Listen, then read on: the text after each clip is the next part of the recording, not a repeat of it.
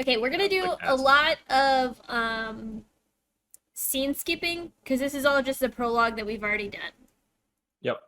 If you want to see the program, But we this one usually we're finish the daily routine, I think. yeah, but since we want full, what is it called? Sakura points. What is the elite route? True ending. True ending. Haha. Yeah, we want all the Sakura points possible so we can get the true ending. Okay, so we're gonna say I'll go and help Sakura. Oh god, we're just getting thrown into like the middle of the prologue somewhere, huh? Yeah, but we want Sakura points. That's right. I have to go and help Sakura. I feel bad, both for letting my junior do all the work and for Sakura coming here so early in the morning. I feel like Throw you're ourselves saying backwards Lightning in the McQueen, timeline. but I know you mean Majiro McQueen from Pretty Derby, but I want to pretend you mean Lightning McQueen. Ciao. But I'm too late. It seems breakfast has already been made. I can smell the elegant scent of breakfast befitting Sakura. Sakura's finished cooking and is opening the cupboards. I can see that all she has left to do is set the table. I'm sorry. I'll at least get the dishes ready, so you go and sit down. Huh? Oh, you're already here, Senpai? Not already. We're usually eating by 10 past 6, so I certainly slept in. I don't think so. You're not in any club, so this is still early for you. Clubs have nothing to do with this. When you bring clubs into it, the problem is that you come here when you have morning practice to go to. No, I'm doing this because I want to, so please don't worry about my club. Yeah, you always say that. That's why I wake up early. Clubs are not. It's rude for me to sleep in if you're going to be here. For me, waking up early is waking up before Sakura gets here, and sleeping in is making Sakura prepare breakfast on her own, like today. Though, this has only been a habit for a year and a half or so. Anyway, you take a rest. We only have to set the table, so at least let me do that. I stand next to Sakura and take out the dishes. Sakura is stubborn at times, and in situations like this, she won't rest until she's forced to. Oh, then I'll help too. I'll load the plates and you can take them out. No, I'm saying I'll do it all myself. That won't do. You're head of this household, so you should sit contentedly in the mornings. Sit contentedly? I don't know what those words mean. A head of household who leaves you to do the work by yourself is a failure. It's okay, so go to the living room. That's right. Please be a failure. This is repayment for letting me eat good food all the time, so it's possible. I'd like for you to rest. I'm gonna fight. Hey, we're going 50-50 on the groceries, so you shouldn't worry about it. I should be the one thanking you. Since you've started coming here, our meals have improved. Oh, I knew it. You don't get it, do you, Senpai? That's not why the meals here are good. Huh? What do you mean that's not why? No, it's nothing. But please take responsibility because I can't eat a pleasant meal anywhere else anymore. Idiot, don't say such weird things. What if Fujine hears that? She doesn't understand jokes. Yeah, it's a fucking joke, my guy. You're right. It would be a big problem if Fujimura-sensei overheard that. Right, don't say so much weird stuff. Yes, I won't. I won't say anything. So if I can help you, right, Senpai? I can't read any words today. Yeah, you know. New route, we get to relearn. I need to warm up a bit. That's Usually, what the prologue's for. usually I get to sit for 15 minutes before I actually say anything. For 2.5 hours before you actually say anything. Sakura looks up at me, naturally and calmly. Fine, do what you want. If you want to help so much, go right ahead. Yes, I'll do as I please. Jeez, you really don't listen to anything I tell you anymore, do you, Sakura? That's true. Maybe I'm becoming more like Fujimura-sensei. Speaking softly, Sakura reaches up for the cupboard. Her silky hair and smooth skin catch my eye. No. How can I put this? It's troubling. She must be maturing, as she seems really feminine these days. I forgot how bad early Shiro is. Just horny, okay? Yeah, he's just a 15 He's got year old it. boy. He's just a 15 They year have to old boy. establish how he's horny for each girl in the early parts of the routes. It's fine, it's fine. You're gonna get a lot of horny towards Sakura, so I hope you're ready. Her casual movements and her figure are so beautiful that I instinctively look away. Senpai, is something wrong? No, it's nothing. Don't worry, it's nothing. Honestly, why am I feeling tense around my friend's sister? Sakura's a good underclassman, and a junior I need to take care of. She's the sister of a close friend of mine, but since she's a grade below me, we weren't that close. It all changed a year and a half ago into this cooperative kind of relationship. Sakura came to cook when I was injured, and after that, I think we just ended up like this. I think we intended to do it until my injury healed, but some trivial thing came up to make her stay with it. Anyway, Sakura's a good cook and perfect at cleaning and doing the laundry. It's a big help to have her helping around here in the mornings, but it's been a bit troubling recently. The problem's not in Sakura, but me. Oh, cute CG. Maybe I'm just feeling guilty about being attracted to my friend's sister. Usually I'm fine. When I'm caught off guard, like just now, I blush. Does this make me an unsuitable senpai? I love that as a line I've said in my life.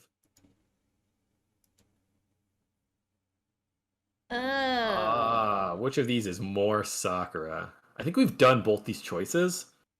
We So it have. probably skips either one. I think going to work is more, I don't know. Student council feels like Issei and Rin. Right. Not that right. Rin's in the student council, but she seems more connected to Issei. Yeah. Okay, so we'll go to work. Sure. Not like we're gonna read it anyway. It probably doesn't matter. Ah, Oh, we'll well, now we take gotta take Sakura home. Again, sorry the prologue's gonna be us skipping around until we actually catch onto the route. I haven't thanked Sakura for dinner yet, so I'll go and talk to her. Yeah, it's getting late, so I should walk her home, too.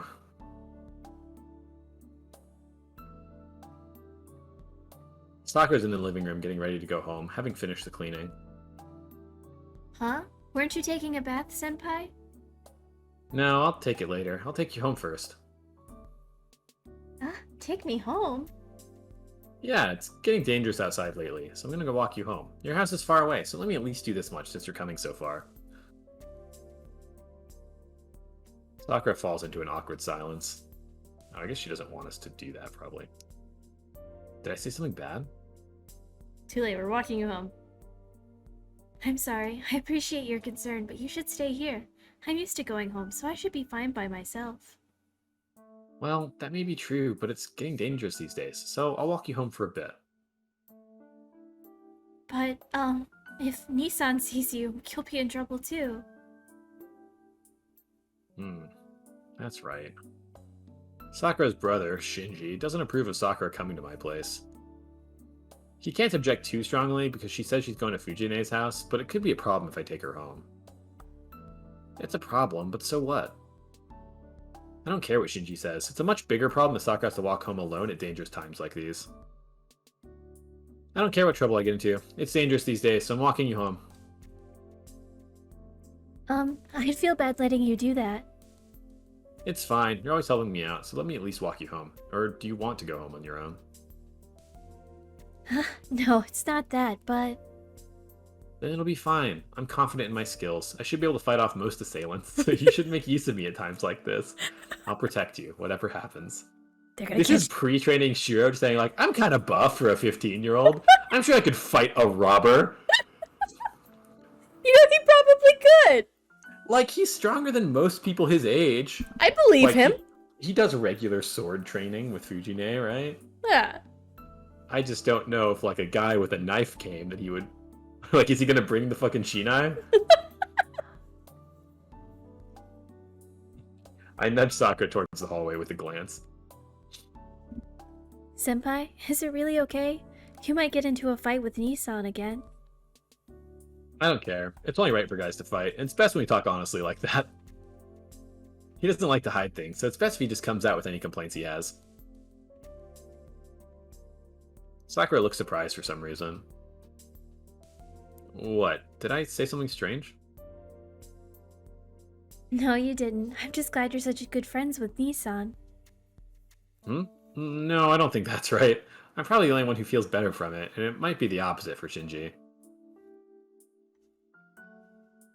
Perhaps, but you know Nissan always talks to you no matter how many times you two fight.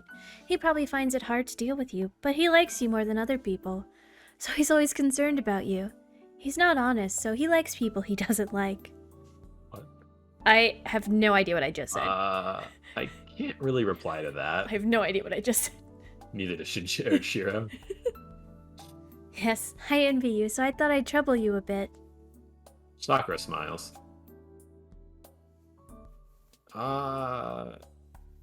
Seeing that smile, I hold my breath without realizing it. Would you call that a big smile? I think it's the first time I've seen her smile like that. Anyway, I'm taking you home. I don't care if Shinji sees me. I walked his sister home, so he shouldn't be complaining. You're right. It might be better to do it that way rather than to hide it. And could you, senpai? Of course. I'll act like your senpai for once. I smack my chest. Sakura smiles warmly at my gesture of, trust me. Oh, we walking her home! We go down the hill and reach the intersection. I guess thinking about it, I'm actually not sure where the choice to trail off into the Heaven's Feel route is. Like, this might not have been an option before, but I have no idea. Because it's probably not the, like, hurt Archer or don't hurt Archer choice that decides the other two routes. Mm-hmm. But who knows? There's no one around, and the familiar residential district feels desolate.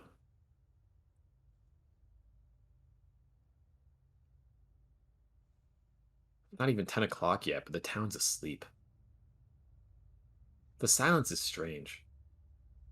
Even though there have been nasty incidents, should night really steal this much life? It's funny because Caster's stealing life. Stop. But they know Spoilers. that from the other two rats. Shh, I'm just kidding. Senpai, my house is this way? Huh? Oh, sorry, I was just thinking. Your house is the very top one on that side, right? No, the top one is Tosaka senpai's house. My house is up there too, but not at the top. Oh, is that it? Wait, by Tosaka, you mean... Yes, Tosaka Rin of the second year. Do you not like her, senpai? She must have read my reaction, because her comment is accurate. Was I making that kind of a face? No, I don't dislike her. I've never talked to her, so I don't know much about her. But she's famous, right? She stands out wherever she goes, so I know her just like everyone else.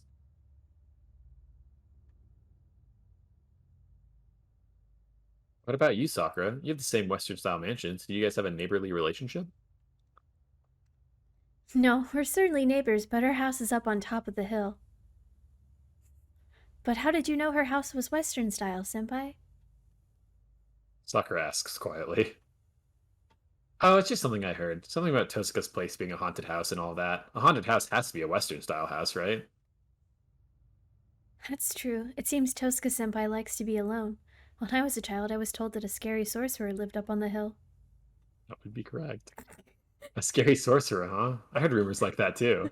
Though I was saying that all Western style houses seem to have sorcerers living in them. So did you believe the story, Sakura? That's also correct. I did because I was small. That's why I always thought I shouldn't go up on top of the hill. Sakura answers my joking question seriously.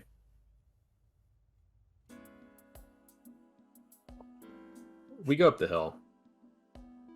It's a residential district rather opposite to mine, but the habits are the same. There are fewer and fewer buildings and more trees as you ascend the hill. It's only natural, as most of the town's facilities are at the bottom of the hill. And all that, one of the few buildings near the top of the hill is Sakura's house. If I say hill one more time, I'm gonna lose it. Meat Mountain. Oh. Sakura stops suddenly. Did you forget something? Oh no, it's not that, but... Senpai, is there someone standing near my house? Oh, I forgot. Yeah. She looks around uneasily. I look around too, but there's no one here except us. There's no one. Did you see something? Oh no, if you didn't see anyone, then it's fine. I've been noticing a strange person around my house recently, so I just wondered if he'd be here again today. we ever figure out why he was around here? No, I don't think so. What? Isn't that a bit dangerous? What kind of guy was he? He was a blonde, good-looking person. He looked like a model, so I'm sure you'd be surprised too if you saw him. Sakura says so with a blush, as if recalling him. Sakura. I don't know if that's something I should be worried about. Oh, so it's not like he's suspicious?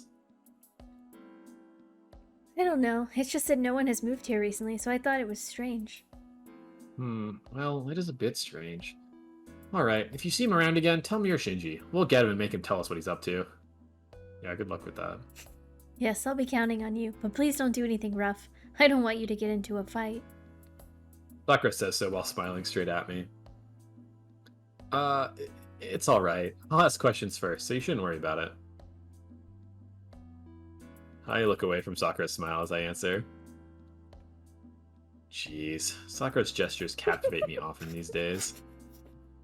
It would have been nothing a while ago, so I feel like I'm acting weird. Yeah! Maybe it's because Sakura's grown, or maybe just because I finally noticed it. Well, I do think Sakura's become really beautiful. That on its own is great, but I don't think it's cool for a senpai to have to be careful where he's looking.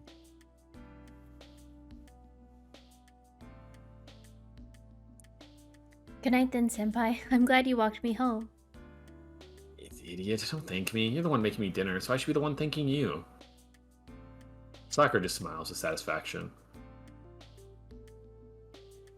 Jeez, if this is all it takes, I'll make a habit of it from tomorrow.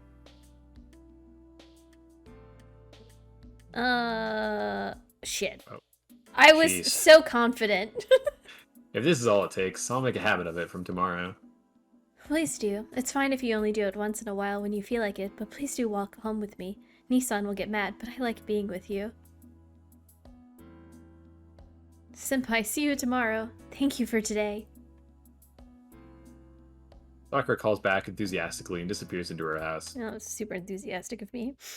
Well, I should head home too. I left Fujine at the house, and to be honest, that's what worries me. Huh? Did I just hear something?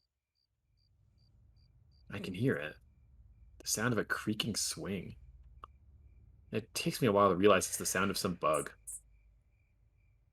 I wonder what kind of bug it is. It's well out of season, certainly.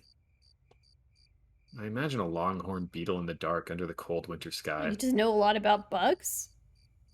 Then I notice. Huh? There are 3 rooms with lights on. The one that just lit up is Sakura's room. The light on the first floor is Shinji's room, so what's the light from the 3rd room?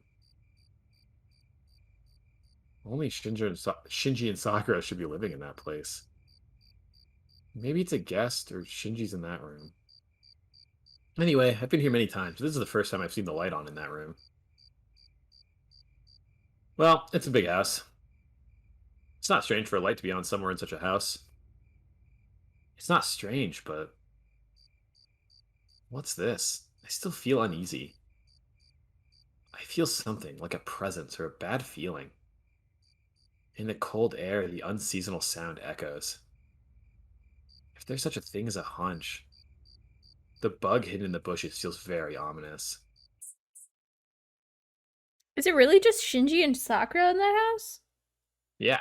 I thought that... I mean, Am I allowed... well, I'm not gonna... the problem with Fate Zero is that it spoils a lot of things that came out before Fate Zero. Okay. So I'm not gonna talk about it. Yeah. That's all we'll say about that. Because then, if you've seen Fate Zero, you've already got the spoiler. And if you haven't, you don't know what we're talking about. Yeah, okay. But yes, you're right.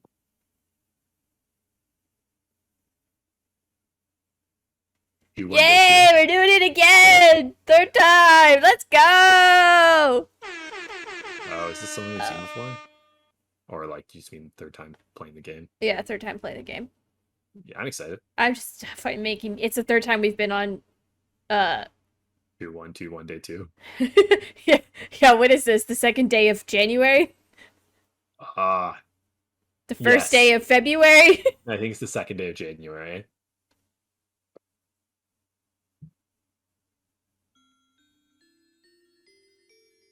Wow, you didn't ask us to skip this?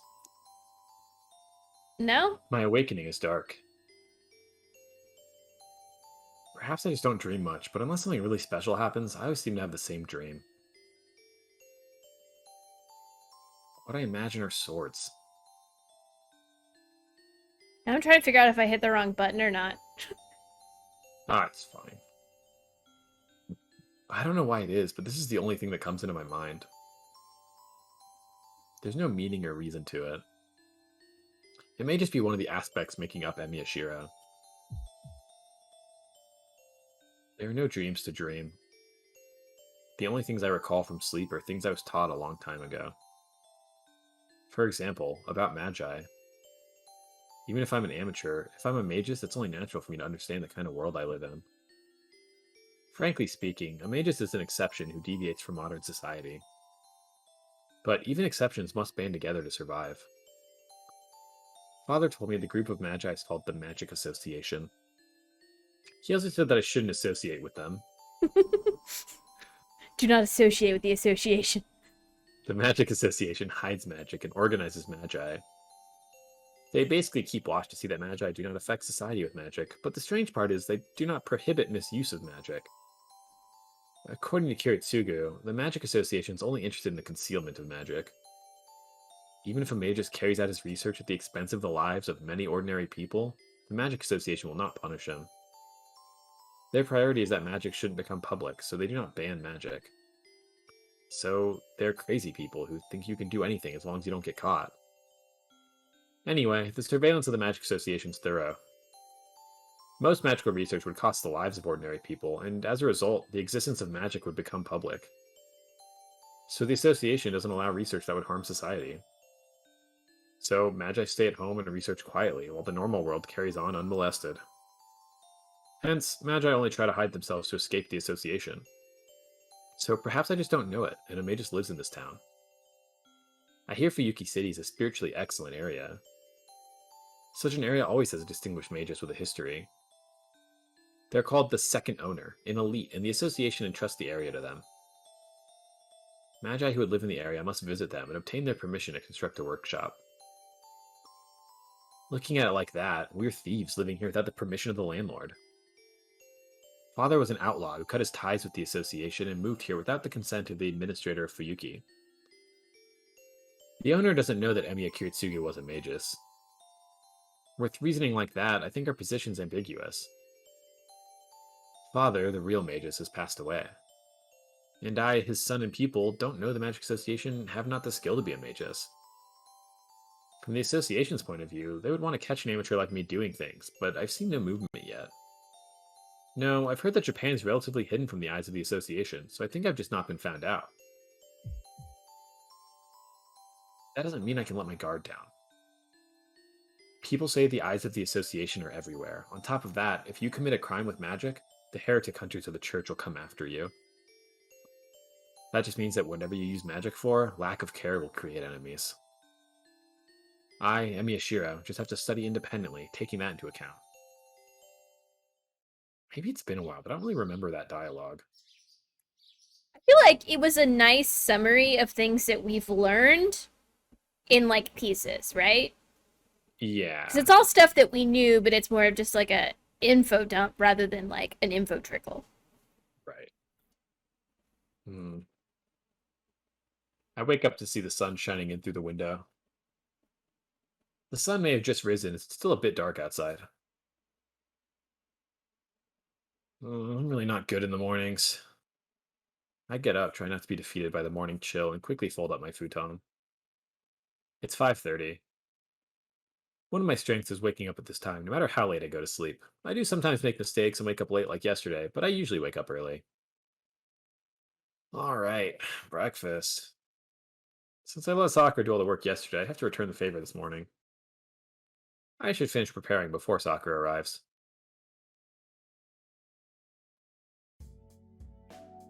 I cook rice and make some miso soup. It was radish and carrot yesterday, so I make onion and potato miso today. I also make the usual broth egg and broth boil, and I'm done. I cut and salt the sari and stop just before cooking it. Alright, that should do. It's almost 6 o'clock. I finished earlier than expected, so I have some extra time.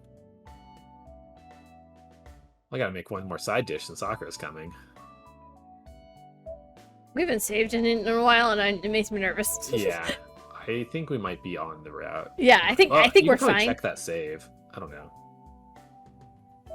Does it say? Just says Just a second day awakening. Alright, well. Yeah, I have time, so I'll make something else. I open the refrigerator. Is this a They're the Fujine sound? goofiest tune. All that's left are some cucumber and potatoes. I could cut and salt the cucumber, or cut the potatoes and serve them vinegared. But those are both things I could do in a couple of minutes, and they're better fresh. It'll be half an hour until Fujine and Sakura arrive, so I should make a dish right before they get here.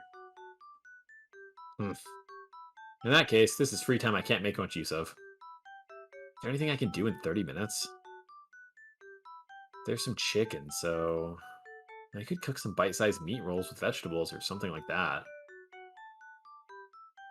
Just making a whole chicken for breakfast. I cut the meat and tenderize it. At a glance, the meat tenderizer is really evil. It's like, Yeah? it's like a hammer, but it's flat on 4 sides. It has a lot of spikes coming out of it. If it were bigger, it'd make a great instrument of torture.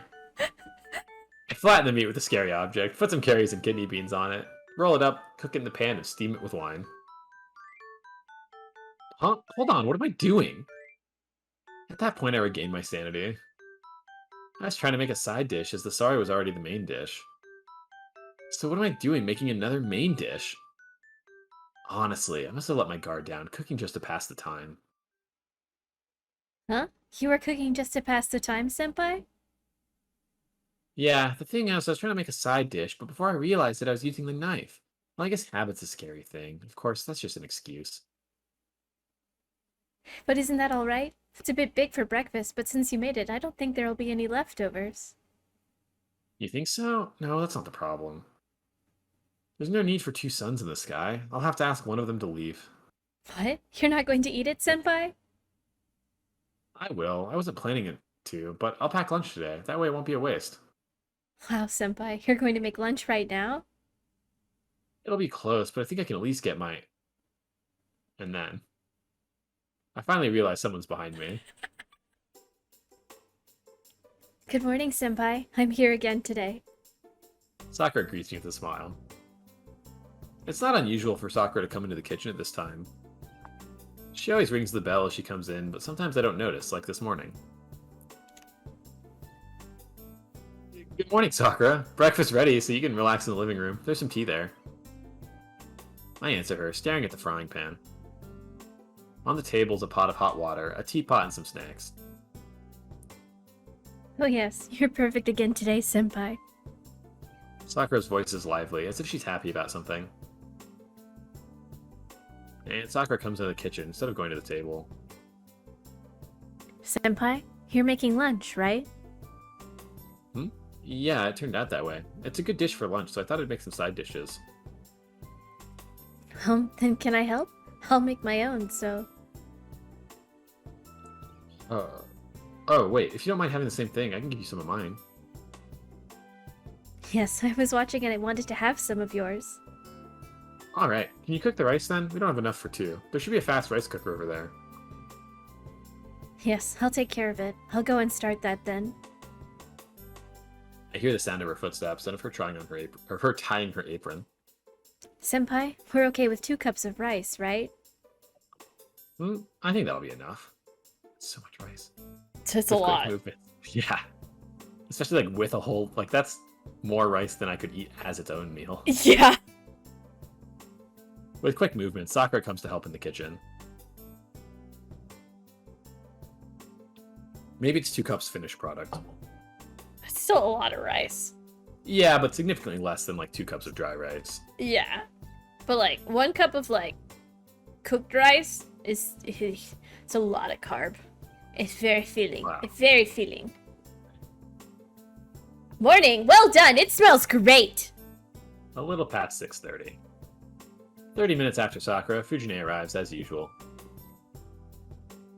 Good morning, Sensei. Please wait a little longer for breakfast. Yep, I'll wait. Oh, Sakura-chan, are you making breakfast with Shiro? No, Senpai made breakfast on his own. We're making lunch right now.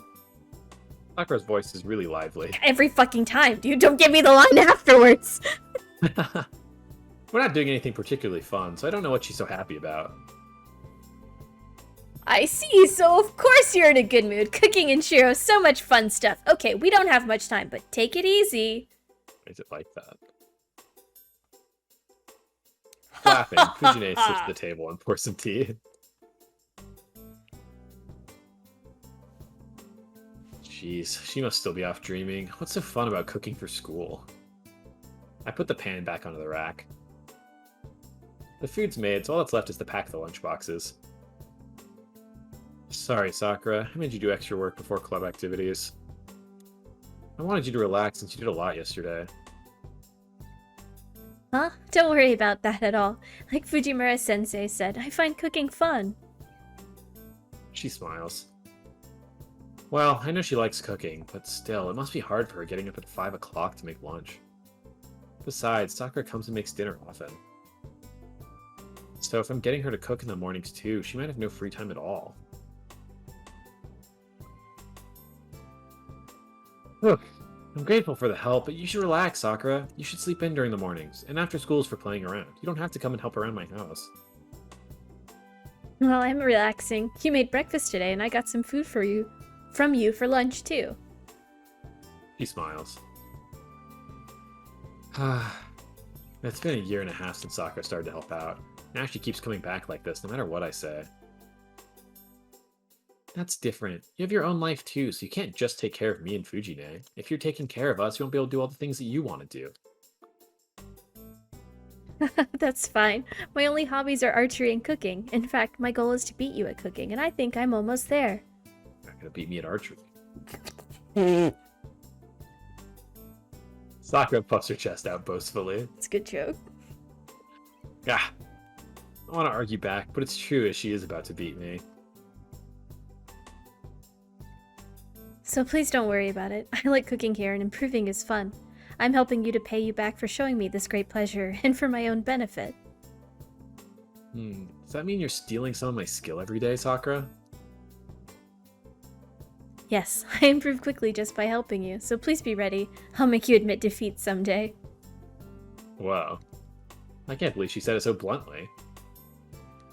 Man, if I'd known this was coming, I would never have taught you to cook. You never even heard of oil before coming here, but now you're after me like an enemy. Really, why are you chasing me like this? Can't you just be happy making food? You're my cooking rival. Of course I'm after you. You can't be better than me. Oh. I'm not sure what's so bad about that, but we should start setting the table for breakfast. Damn! Alrighty. She's fucking gunning for your neck! I check the sari. Placing my chopstick on the well-grilled stomach, I check how cooked it is. I guess that's done. Here, Sakura, can you take this to the table?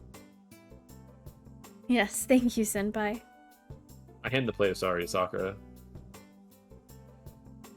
And then, as if remembering something important, Sakura stops dead. Sakura, what's wrong? Did you leave something at home? Sakura may seem shrewd, but she actually forgets things a lot. It's not unusual for her to remember something and stop like this. But it seems like that's not the case this morning. Sakura? There's no answer. She blankly stares at my hand like she's still in a daze, then... Senpai, what's that bruise on your hand? She asked me a strange question. Huh? I look down at the hand she's talking about. Huh? You're right, there is a bruise. That's weird, I don't remember hitting it anywhere. For some reason, there's a big bruise on the back of my left hand. It's quite an impressive welt, and it looks like it came from some sort of a cut. Even on my own hand, it looks bad. Perhaps Sakura's not feeling well. She's very quiet. Sorry, can you handle the rest? I'll go put something on it. It's gotta be like the command seal, right? That's the only thing it can be, right? I let Sakura take care of the kitchen and head for the dojo. I don't know if I did this during my sleep, but I'll have to treat it.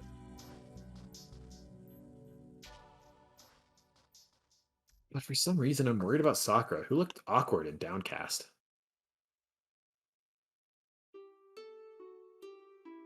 I'll go on.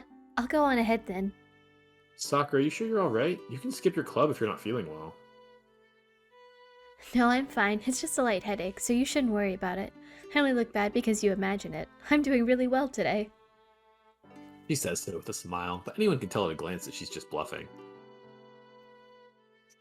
Really well, huh? Even though you couldn't eat any breakfast? Damn, all that food for nothing? Oh. She looks away awkwardly. Without looking up, she replies, Please excuse me. You're the one who should be resting, senpai. She leaves. The table's cleared. But on the plate in the kitchen, Sakura's meal remains untouched. Honestly, what's wrong with her? She'd been in such a good mood, but after seeing my bruise, Sakura suddenly became quiet and started to make lots of mistakes. She overfilled the tea, drenched the omelets with soy sauce, and sat down at the table with her apron on. And on top of that, she ate nothing and went to school looking pale. She must know. Right? Has to know. Maybe she caught a cold or something. I muttered to myself while cleaning up. How do you not know? I'm pretty sure we're already on the Heavens Feel route. Yeah. It's the first time I've seen Sakura like this. I got to know her during the summer 4 years ago, and she started coming here to help a year and a half ago. Made that very clear. In that time, I've never seen her look this ill. So does that mean that we know about Saber? No, Oh, okay. not yet. This is like pre-summoning. Oh, Wanglos, thanks for the raid. Hello, Oh, friends. thanks, Wangles. Welcome. We just started.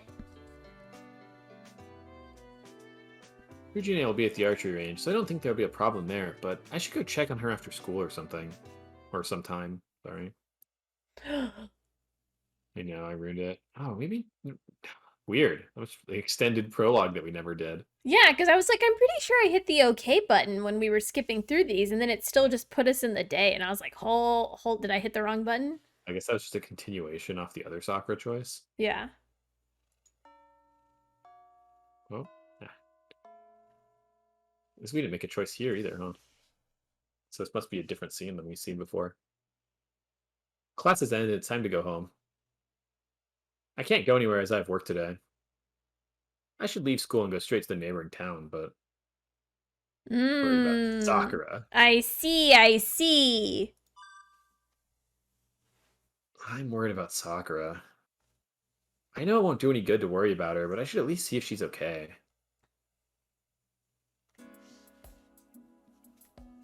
I walk through the 4th floor where the first-year students are located.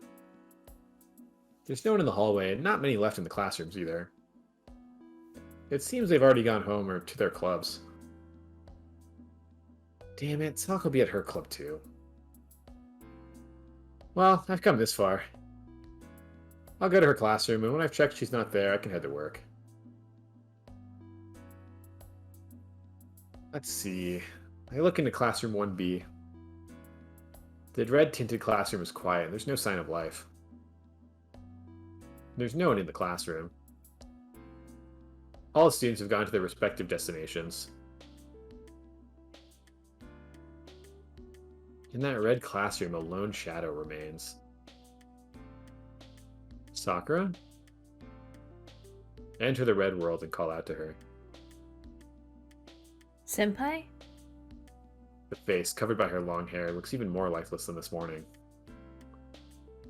What is it? Do you have some business here?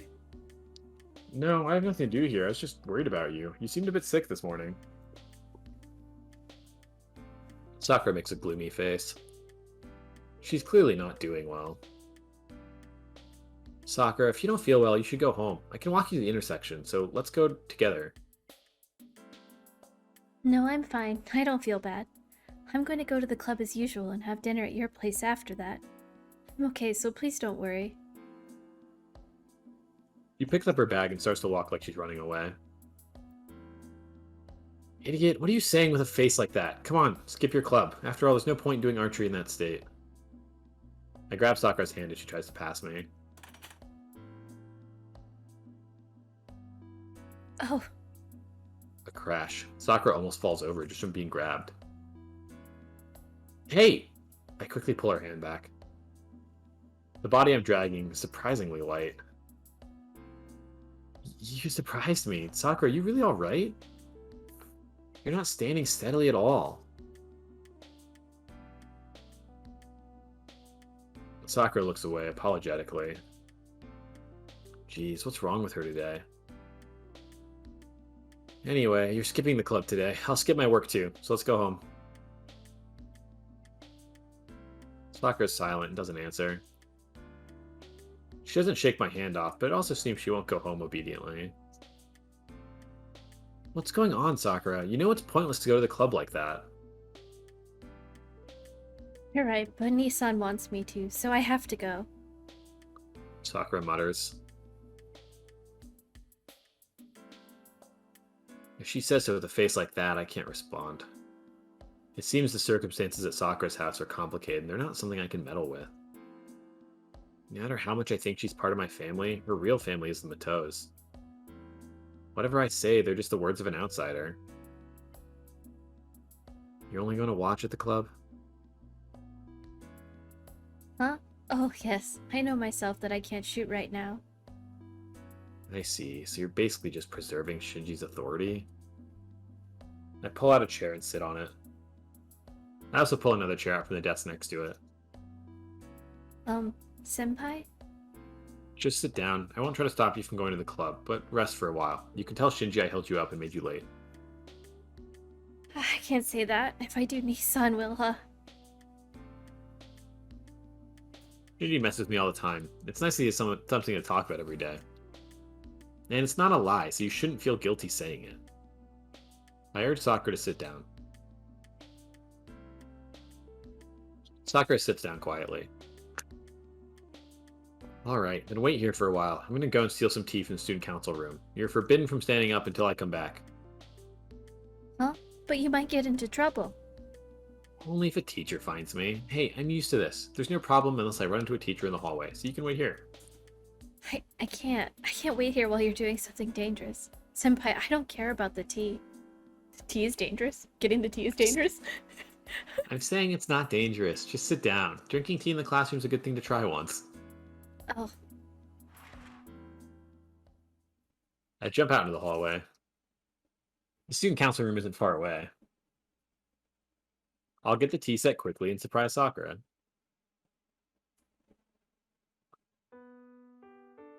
Just gets clapped by Soichiro. Time passes.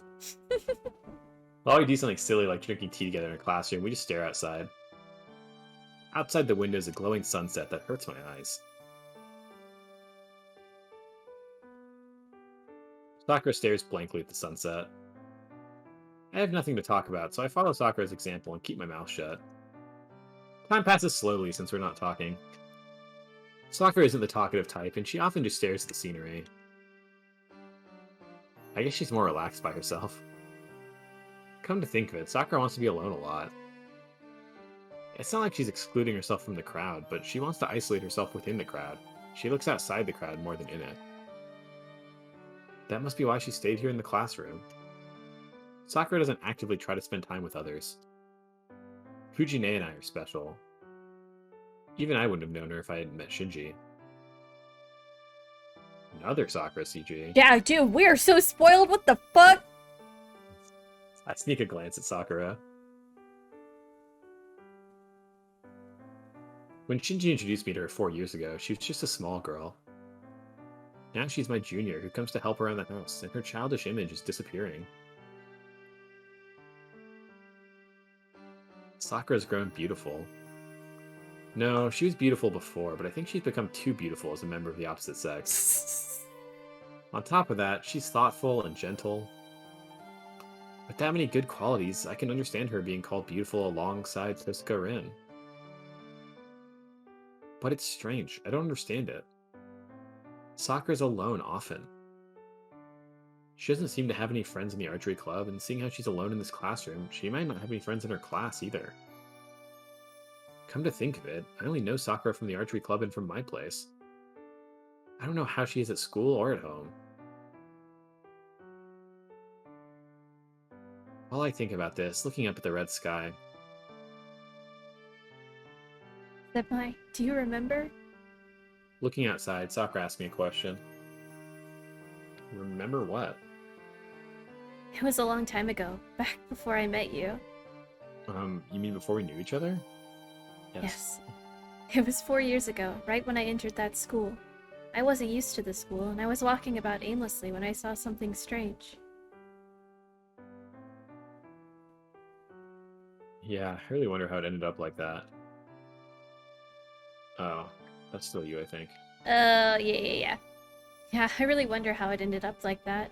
Even though it was after school and the track team had left, someone was still running around alone. When I looked closer, wondering what he was doing, I realized that he was doing high jumps by himself. Smile. It must be a lovely memory of Sakura smiling happily. It was a really red sunset. Everything was red and beautiful, but so lonely.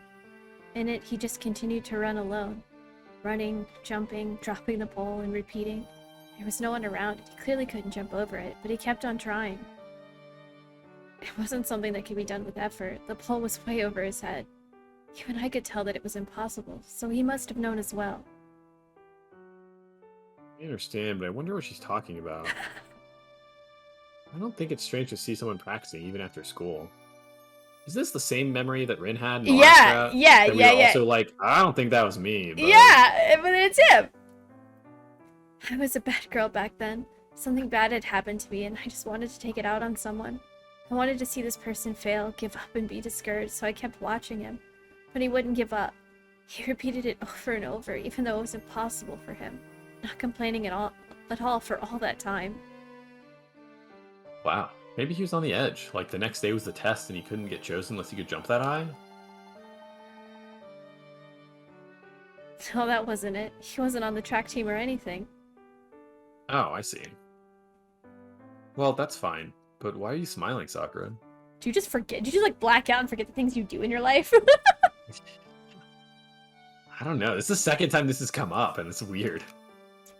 And then while I was watching him, I realized he didn't care about what he was doing. He just happened to run into something he couldn't do, and he was obstinate about not losing. The sun set, and he just cleaned up and went home. He must have been really tired, but he walked away calmly like nothing had happened. I don't get it. If he quit, that must mean he jumped over it, right? So how high was it? Well, the thing is, he couldn't jump over it. He tried for 3 hours, but he was convinced at last that he couldn't jump over it. Man, that's some ending.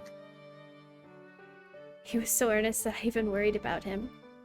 He's probably someone very dependable, but that made me feel uneasy and lonely. The voice itself sounds so lonely. It seems like it'll be swallowed by the red in this room.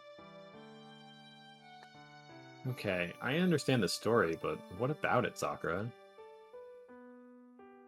No, it's okay if you don't understand. That just means that even though it looked that way to me, it was just an everyday thing for him. I guess that's the thing, right? Mm-hmm. Despite her gloomy mood earlier, Sakura smiles sweetly.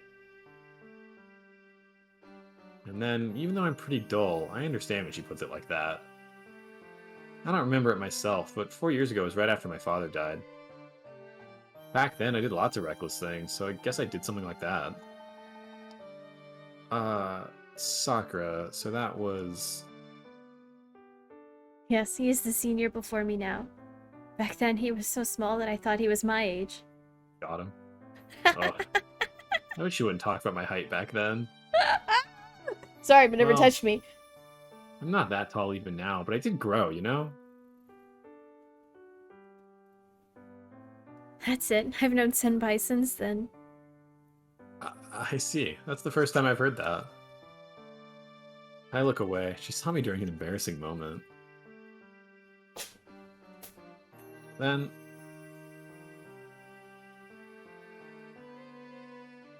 Yes, we were both looking at the same thing. with a gesture like a prayer, Sakura says something strange. Huh? I I ask, feeling worried. But as if to drown it out, the familiar bell echoes throughout the school.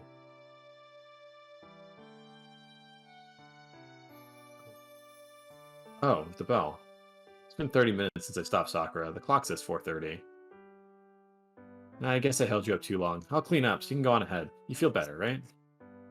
Yes, I feel great thanks to you. Please look forward to dinner tonight. Sakura gets up. It doesn't seem like she's bluffing, as she really seems well. Yeah. Oh, sorry, Sakura. I have to go to work now. I'll be late today, so you don't have to push yourself to come to my place. I understand. Then I'll just cook your dinner and leave. Sakura bows and leaves. Oh well. Fujine will be at my house, so she should be able to take Sakura home when she leaves. I have to make a living too, so I should go to work quickly.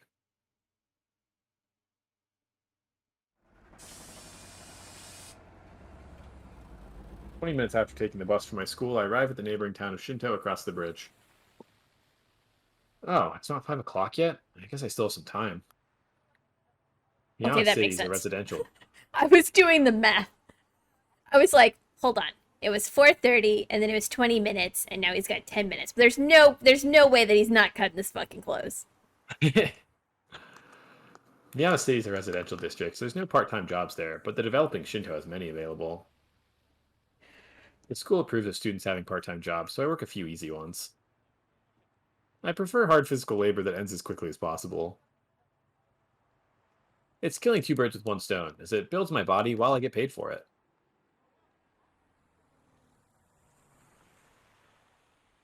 Today's job is a simple loading job from 5 to 8 o'clock. Even though it's only 3 hours, there's 6 hours worth of work to do. They make you run around without a minute's rest. So I should rest when I can, even if it's just for 10 minutes. It's a waste of energy walking around to my job, so I guess I'll rest in the park. Not the park. Not the PTSD park. This park among the buildings is like a big field. Park TSD.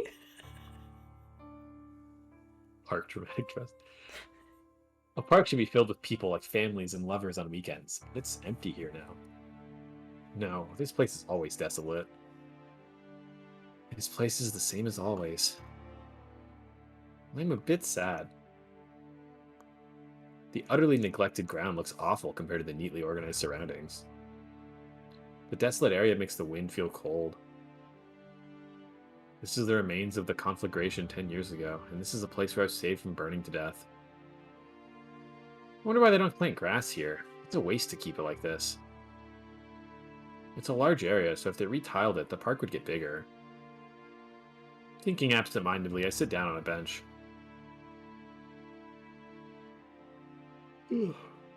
I stare at the burned land to pass the time.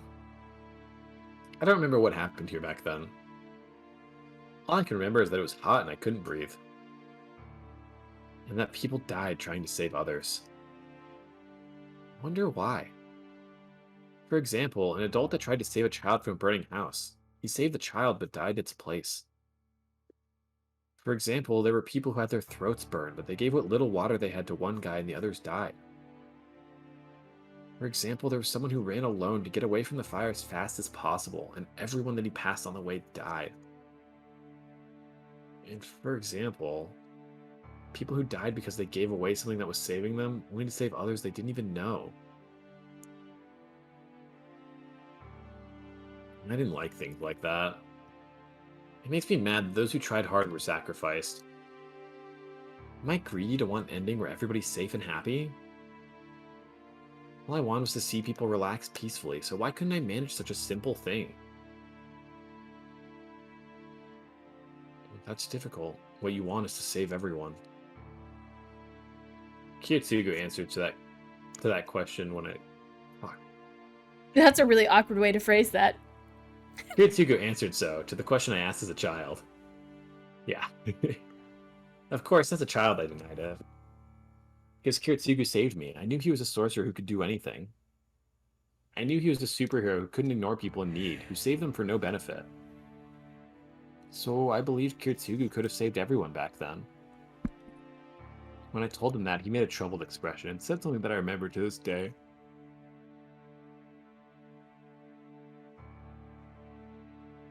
Is this me? I guess. I'm your dad? Well, Are you gonna call me daddy? no. Shiro, saving one person means not saving others. Look, a superhero can only save the people he has saved. It's obvious, but that is the definition of a superhero. I understand thee. It's obvious now that he said it. Let's say there's a robber and some hostages, and the robber intends to kill the hostages. With normal methods, most of the hostages will be killed. Even if you use a miraculous method to save all the hostages, there will still be one person who isn't saved. That, of course, is the robber whose hostages were rescued. The people a superhero saves are only those he decides to save. That's why even God can't save everyone. All the more so if it's a natural disaster. No one could have saved everybody. The fire 10 years ago was like that. It's not something I, who was miraculously saved from it, can talk about now. But I don't want that. I don't want such a thing. I don't want help that has a limited capacity. You have to help, no matter how impossible it is. I can't stand to have strangers dying around me like back then. So if I had been there 10 years ago, even if it was impossible, I would have gone to the fire and I would certainly have died in vain. That's for certain. Jeez, I'm hopeless. I like that he's self-aware. Yeah, it's 5 o'clock already. The 5 o'clock bell rings. I stand up and quickly make my way to work. I thought he worked at a bar. He said he had a few jobs. That is true. When my job's done, the sun's already set. It's a bit before 8. I finished 10 minutes early because I worked too hard. It seems I worked frantically since I went to that place before work. Here in front of the station, the night's just getting started. There are lots of people and a constant flow of cars on the road. I guess I don't have to buy anything for Fujine. I walk while looking up the lighted building. It's the biggest building in Shinto, so I can't see the top clearly. I just gaze up the building, just enjoying the night's scenery. When I think I see something out of place. What was that? I stop and stare at the rooftop. I focus my eyes, looking at the thing as small as a grain of rice.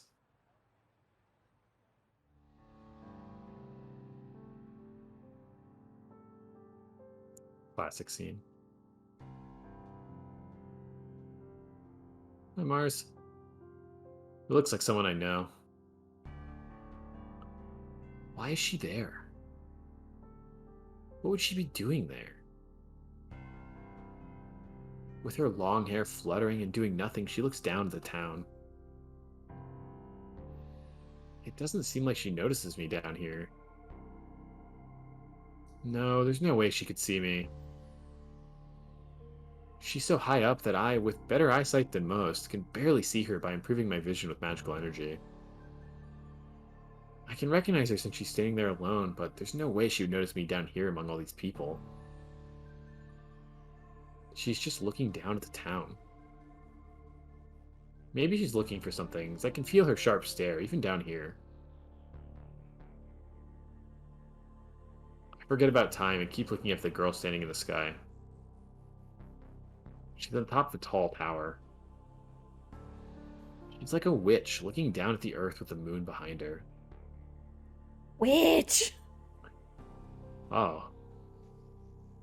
And then she must be done with whatever she was doing as she disappears. Her figure's disappeared and the scene returns to the beautiful view of the night. That was Tosuka, right? He says to no one. I have no proof, but I think I'm right.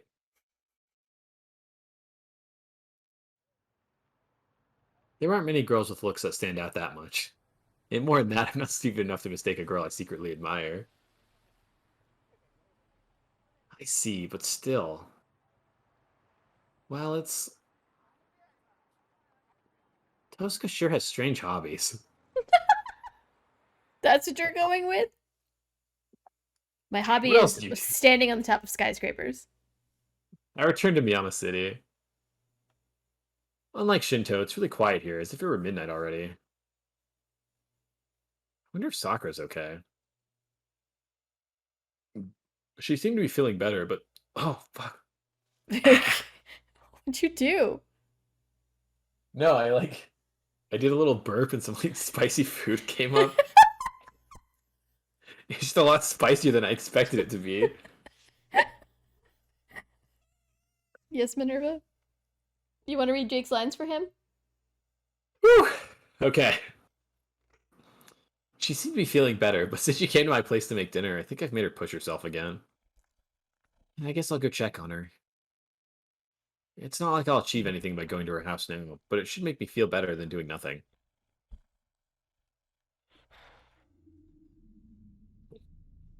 Shinji's gonna love this.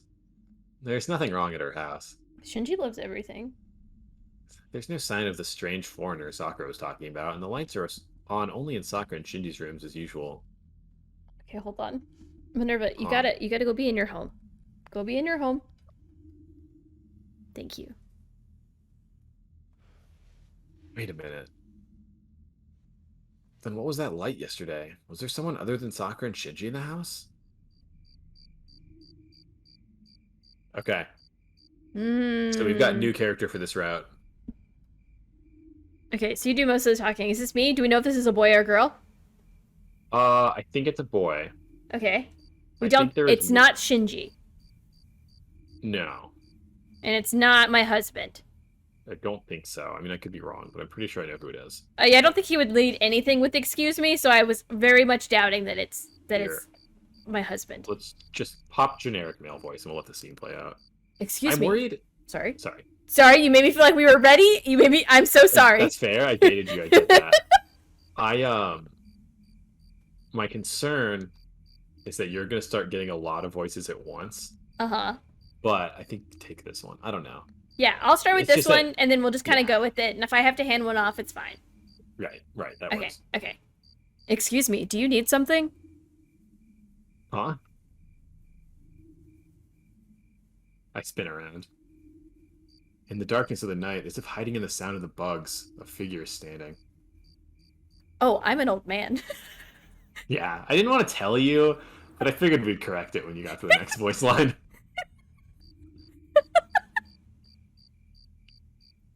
This is who you were talking about earlier, though. Or it might be hard to tell with the old art. Yeah. He's an unfamiliar old man. He must be really old, but he has sharp eyes and a presence that doesn't match his small body. Perhaps it's the difference in the years we've lived, but he has a dignity that pressures me. Oh God. How do I do old man voice? I could do it if you're just uncomfortable doing an old man voice. Oh no, I'm just afraid of But- making memes like, oh, what is wrong, young one? Oh, that's basically how I would do it. What's wrong, young one? Why don't you answer? Yeah, right? What is wrong, you young would- one? Why don't you answer? If you don't answer, I shall jump to conclusions. So, can I assume you're the stranger Sakura was talking about? Sakura? Then could this person be... Geez, since it is my granddaughter's wish, I can't just let you go. I'm sorry, but I will have to hurt you a bit. Just to be sure, you don't intend to hand yourself over to the police graciously? That's gonna beat our ass. What? The unknown old man asked me such a question. There's no mistake. This is the first time I've met him, but he must be... no, you've got it wrong. My name's Emiya Shiro. I'm in the same class as Shinji, and I'm an acquaintance of Sakura. I just came to see how they were doing. Oh, I see. You're their friend. Then I'm sorry for stopping you. Well, I can go and get them. Or would you like to have dinner with us? No, I was just stopping by, so I'll be going. By the way, is Sakura home already? Zukin. The old man says an unfamiliar word. Uh-huh. Thank God it's not fucking German. There we go, it's his name. Mateo Zoken. Is it wrong for me to not name myself when you have done so? Tozokin says so and walks toward the entrance. It seems like he doesn't care about me anymore. Overwhelmed, I see him off without a word. And then, Sakura is home. More importantly, Emiya Shiro. Is the daughter of the Einsburns doing well? I'm what? Do not play dumb. It is natural for the daughter of the Einsburns to go and see Emiya. I am asking you how well it is this time around. Huh? I don't understand at all. I'm sorry, Sakura, but your old man's pretty hard to deal with. It seems you really don't know. Zokin sighs. Uh, He looks so shocked. I'm so sorry. Oh. No, it's good. Yeah, it was good. That felt like the most old man sigh I could possibly No, do. it's perfect. He looks so shocked that I kind of feel sorry for him. Well, I don't really understand, but I'm sorry. No, it's nothing you should feel bad about. It was a mistake on my part. I'm sorry to bore you with such things. Here, if you want to see my grandchildren, do not hesitate. The old man will go away, so please do not reserve yourself. Oh no, I really just stopped by today. But do you live here? Just ask people where they live? I do, but as you can see, I am old. So I just lie in the rear tatami room all the time. Fucking lies on the floor all day long. I see. I came to their house until about a year ago, but it seemed then that no one other than Sakura and Shinji lived here. Then excuse me, Miyashiro. Please stay friends with my grandchildren. Despite his appearance, he leaves with light footsteps. There's no change in the house. But the sound of the bugs has suddenly stopped. That's disgusting. Also, you can't make fun of the Windows Movie Maker effects. This game was made in like 2000. Yeah. It's a little CD-ROM Your game. PowerPoints wish they could. I really like that he makes comments like, it's like, oh, Linesburns always seek out Emiya's, because you get to sit there like, what? What? The day ends. Finishing a rowdy dinner and seeking Fujine off, I take a bath. After that, I practice my daily routine in the shed. Oh man, are you gonna explain it? Oh, I no. complete it as usual and go to sleep. Now I'm telling you, we're on third route now. They don't over-explain shit anymore. They're like, you got it. We're good. Moving on. It is 1 in the morning. The day ends peacefully with no troubles. Is that what we're calling that? They had a secret grandpa. Oh, wow, we really haven't even gotten it into the proper route yet. We haven't summoned Saber yet. Unlimited Bladeworks and Fate both start after you summon Saber. After Fujine leaves, we lock the house and leave. Who knows where the fuck we're at? Dude, I have no idea. Sakura, you don't look well. Are you feeling sick again? Huh? No, I'm fine. How about you, Senpai? You looked awful this morning, and, your bruise from yesterday might be worse. Yesterday's bruise. Oh, that welt on my left hand. No, it didn't get any worse. It's just a welt, so it should heal in no time. So then it can't be the thing if we haven't summoned Saber yet, right? I think it's like developing. Oh. But it's not like a seal yet, right? Like otherwise, seals are like Obvious. 3 red lines, right? Yeah. But I think it's got to be somewhat related to it. I wonder if this route you even do the same, like Lancer kills you, and then you fight in the shed, and then accidentally summon Saber thing. Maybe it just works differently. We about to find out. It must be soon. She must be worried about something. She continues to stare at me. It's fine. It's nothing. Seriously.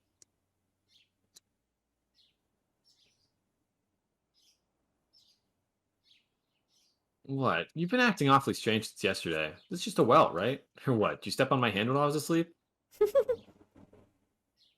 Senpai, I'm not that heavy. I just... Just what? I just hope I'm wrong. Nani? I don't understand her. Sakura doesn't talk much, but she tends to say important things clearly. She doesn't usually talk like this. Senpai, I have a favor to ask of you if it's alright. Huh? Yeah, if it's something I can do. Yes, I won't be able to come and help you until tomorrow night. Can you try to stay in your house during that time? Are you telling me to skip work on Sunday? Yes, I want you to stay in your house as much as possible. I'll come and help once I'm done with my errand. I see. Well, I guess I can take a rest for a day. All right then. I'll relax during the weekend. Is that okay, Sakura? Yes, that will help me out a lot. I guess it's fine to relax once in a while. I have some extra living expenses from working a lot recently, so I'll clean up all the junk this weekend.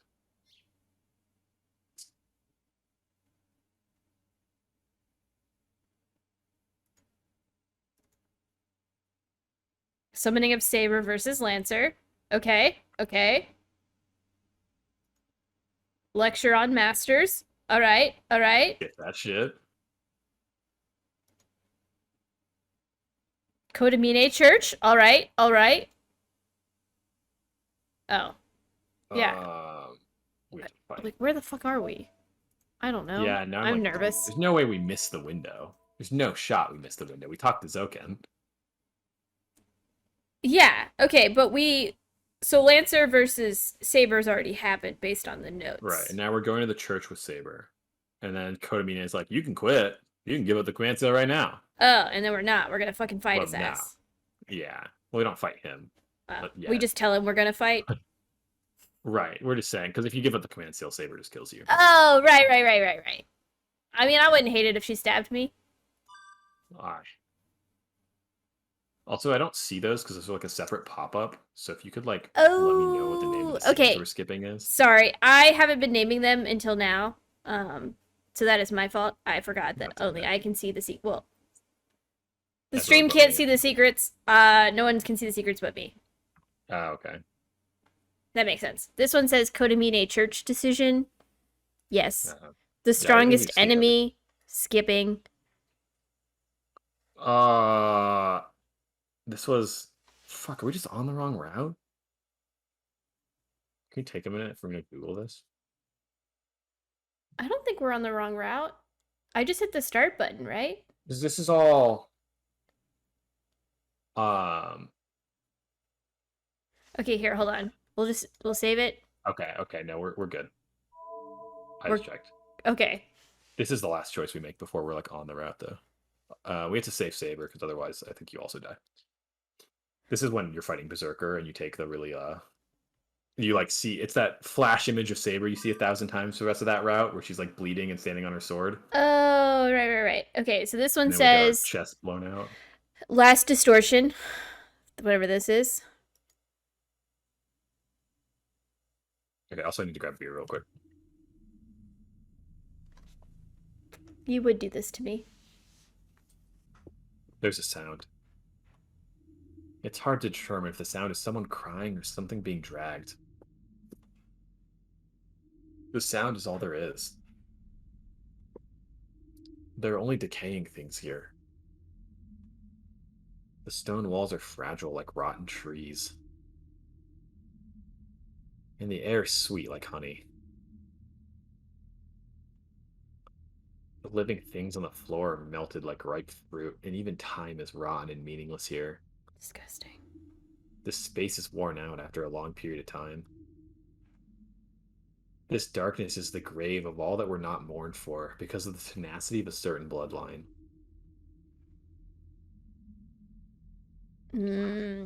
Well, guess the old man, dude. Yeah. It seems all 7 have gathered. In the center of the darkness wriggles the largest decay. The sound of worms and the smell of rotten meat. The master of this basement room is rotten but alive and swarmed by the otherworldly worms. The worms that crawl up his feet suck on the skin at the ankles and use their suckers to consume the meat and burrow into it. I want I'm the gonna meat. throw up on this I route. want the meat mountain back so bad. Hey, if it makes you feel any better, they used to be penis shaped. And Uh, we've censored that. Thanks, Realta Nua. There aren't merely 100 or so of these swarming worms. If any living thing were swarmed by this black carpet, they would not even last a minute. A human would have all their meat and bones taken by the worms and would crumble as a boneless skin. Not enough. These worms need to be replaced soon. But the thing does not crumble. No, the more the worms enter his body through the ankles, the more complete his body becomes. Disgusting. That thing is not being consumed by the worms. The worms swarming the room are the ones being eaten. The amount stored will last 100 years. If this is something that eats only worms, it means that much more life is already guaranteed. There are still more chances to come. It does not mean this is the last chance. If the conditions aren't perfect, I should restrict myself to just watching, but...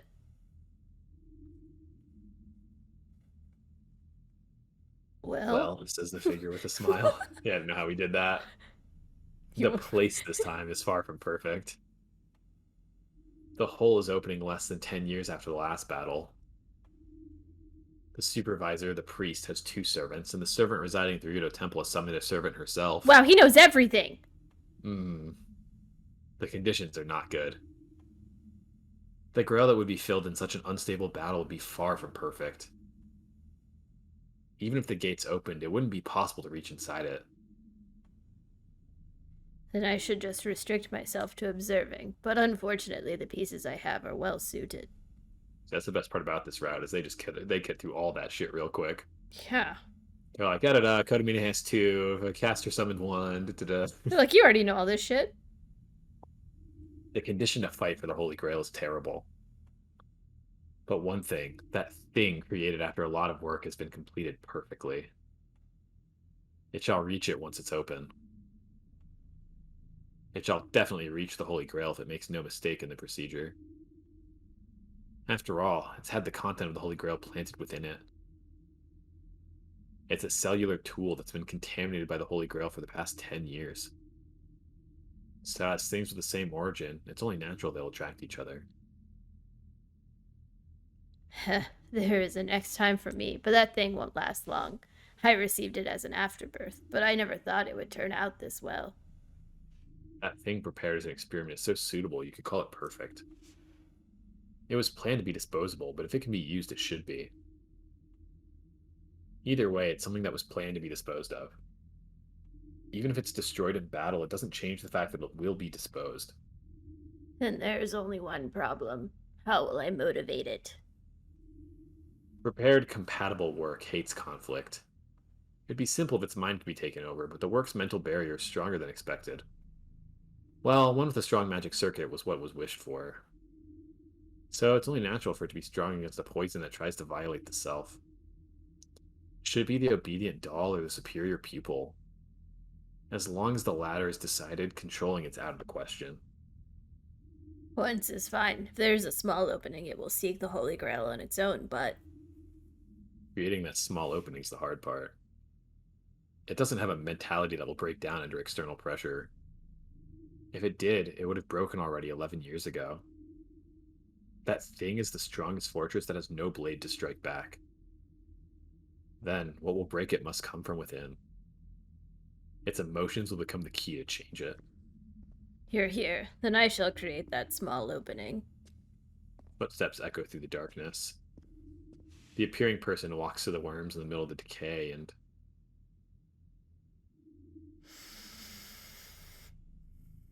Do you know who this is? I have a strong guess? I guess maybe we don't want to spoil it. Yeah. I don't know. I'll do generic voice. Do I have to kill every master? And asks the anticipated question. Of course, it doesn't need to answer such a question. All masters must be killed. We must take away all servants. That is the idea swirling in this basement. But pushing that aside, If you say so, it cannot be helped. Then I shall restrict myself to observation this time. the thing says so. A voice of relief and a relaxed air. After giving a kind smile that has no intention of fighting. But it is a bit annoying if that is the case. Out of all the masters, the daughter of Tosuka is pretty well made. If there is a winner, it will probably be her. It murmurs disappointedly. The slack air returns. A small change, a faint emotion of evil fills the room. The one that disliked conflict was moved by that one word. It is built on that small movement. A small crack, a small opening that should not be opened, but the thing itself doesn't notice. The rotten meat laughs. Swarmed by worms and still rotting, it continues to laugh, still holding a human shape. Was I just a meat mountain? I think so. Okay, this is Rin's proposal. Yeah, we're teaming up with Rin. Oh, did you say skip? Yeah. Okay. What happens is it says Rin's proposal, it says skip it, and I go, okay, and then it'll just throw me into stuff. Okay. And so then I'm like, I don't know what happened next. It doesn't tell me what I get to see. I assume we stop skipping here soon-ish. I think Rin's proposal, if we're on the fate route, basically, that means that Saber did hurt Archer, and so Archer is like too wounded. And so we've decided to ally with Rin and to take out Berserker. Right. I think is the general plan. Mm-hmm. I shouldn't even need to think twice about it. I'm a novice, and Tosuka's at her full potential as a master and a magus. Considering the events yesterday, it'd be smarter to join up with Tosuka.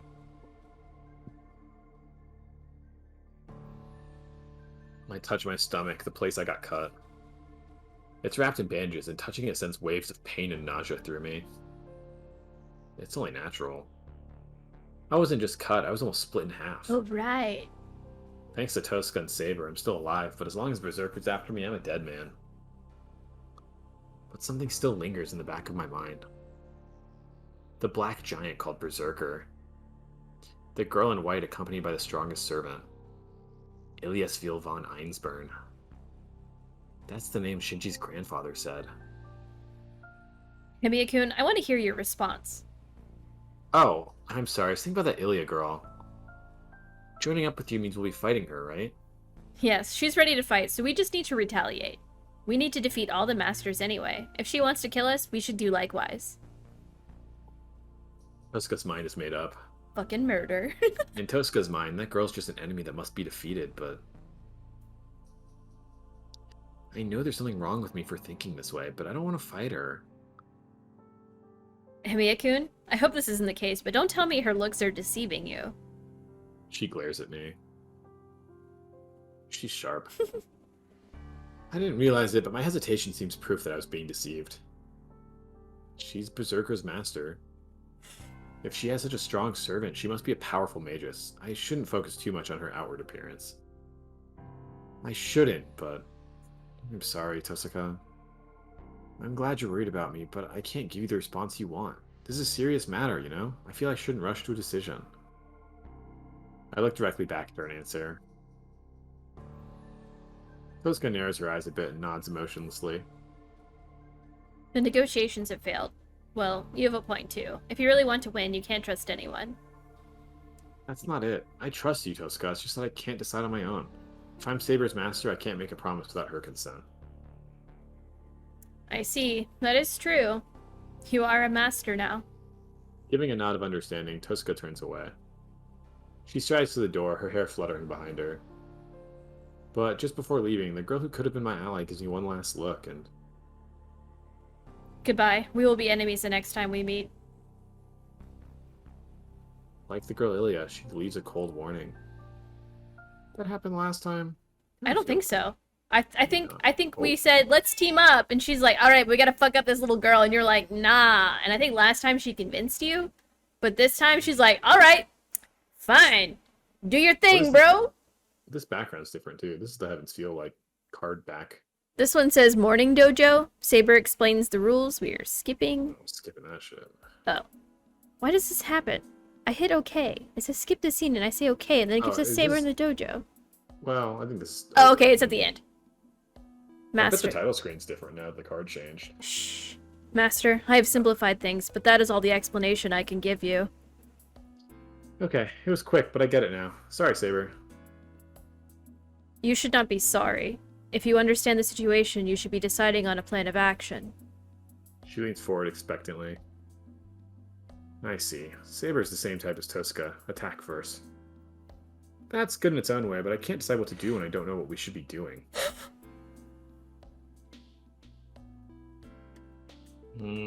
We should wait and see, but we can't afford to do that. I don't know anything about the other masters, and I'm curious about the Ilya girl. We should be going out in search of other masters, but... I think it's dangerous to wander around aimlessly. Damn.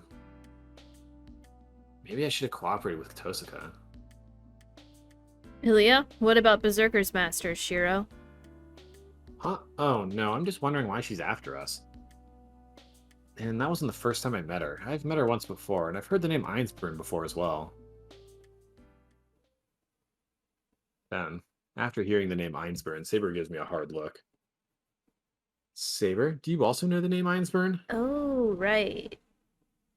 Yes, I do. Let me ask you instead. Do you not know of that name? Well, I've only heard of it. An unrelated guy asked me how the Einsburn girl was doing before I even met her. I see. Then you have not heard anything.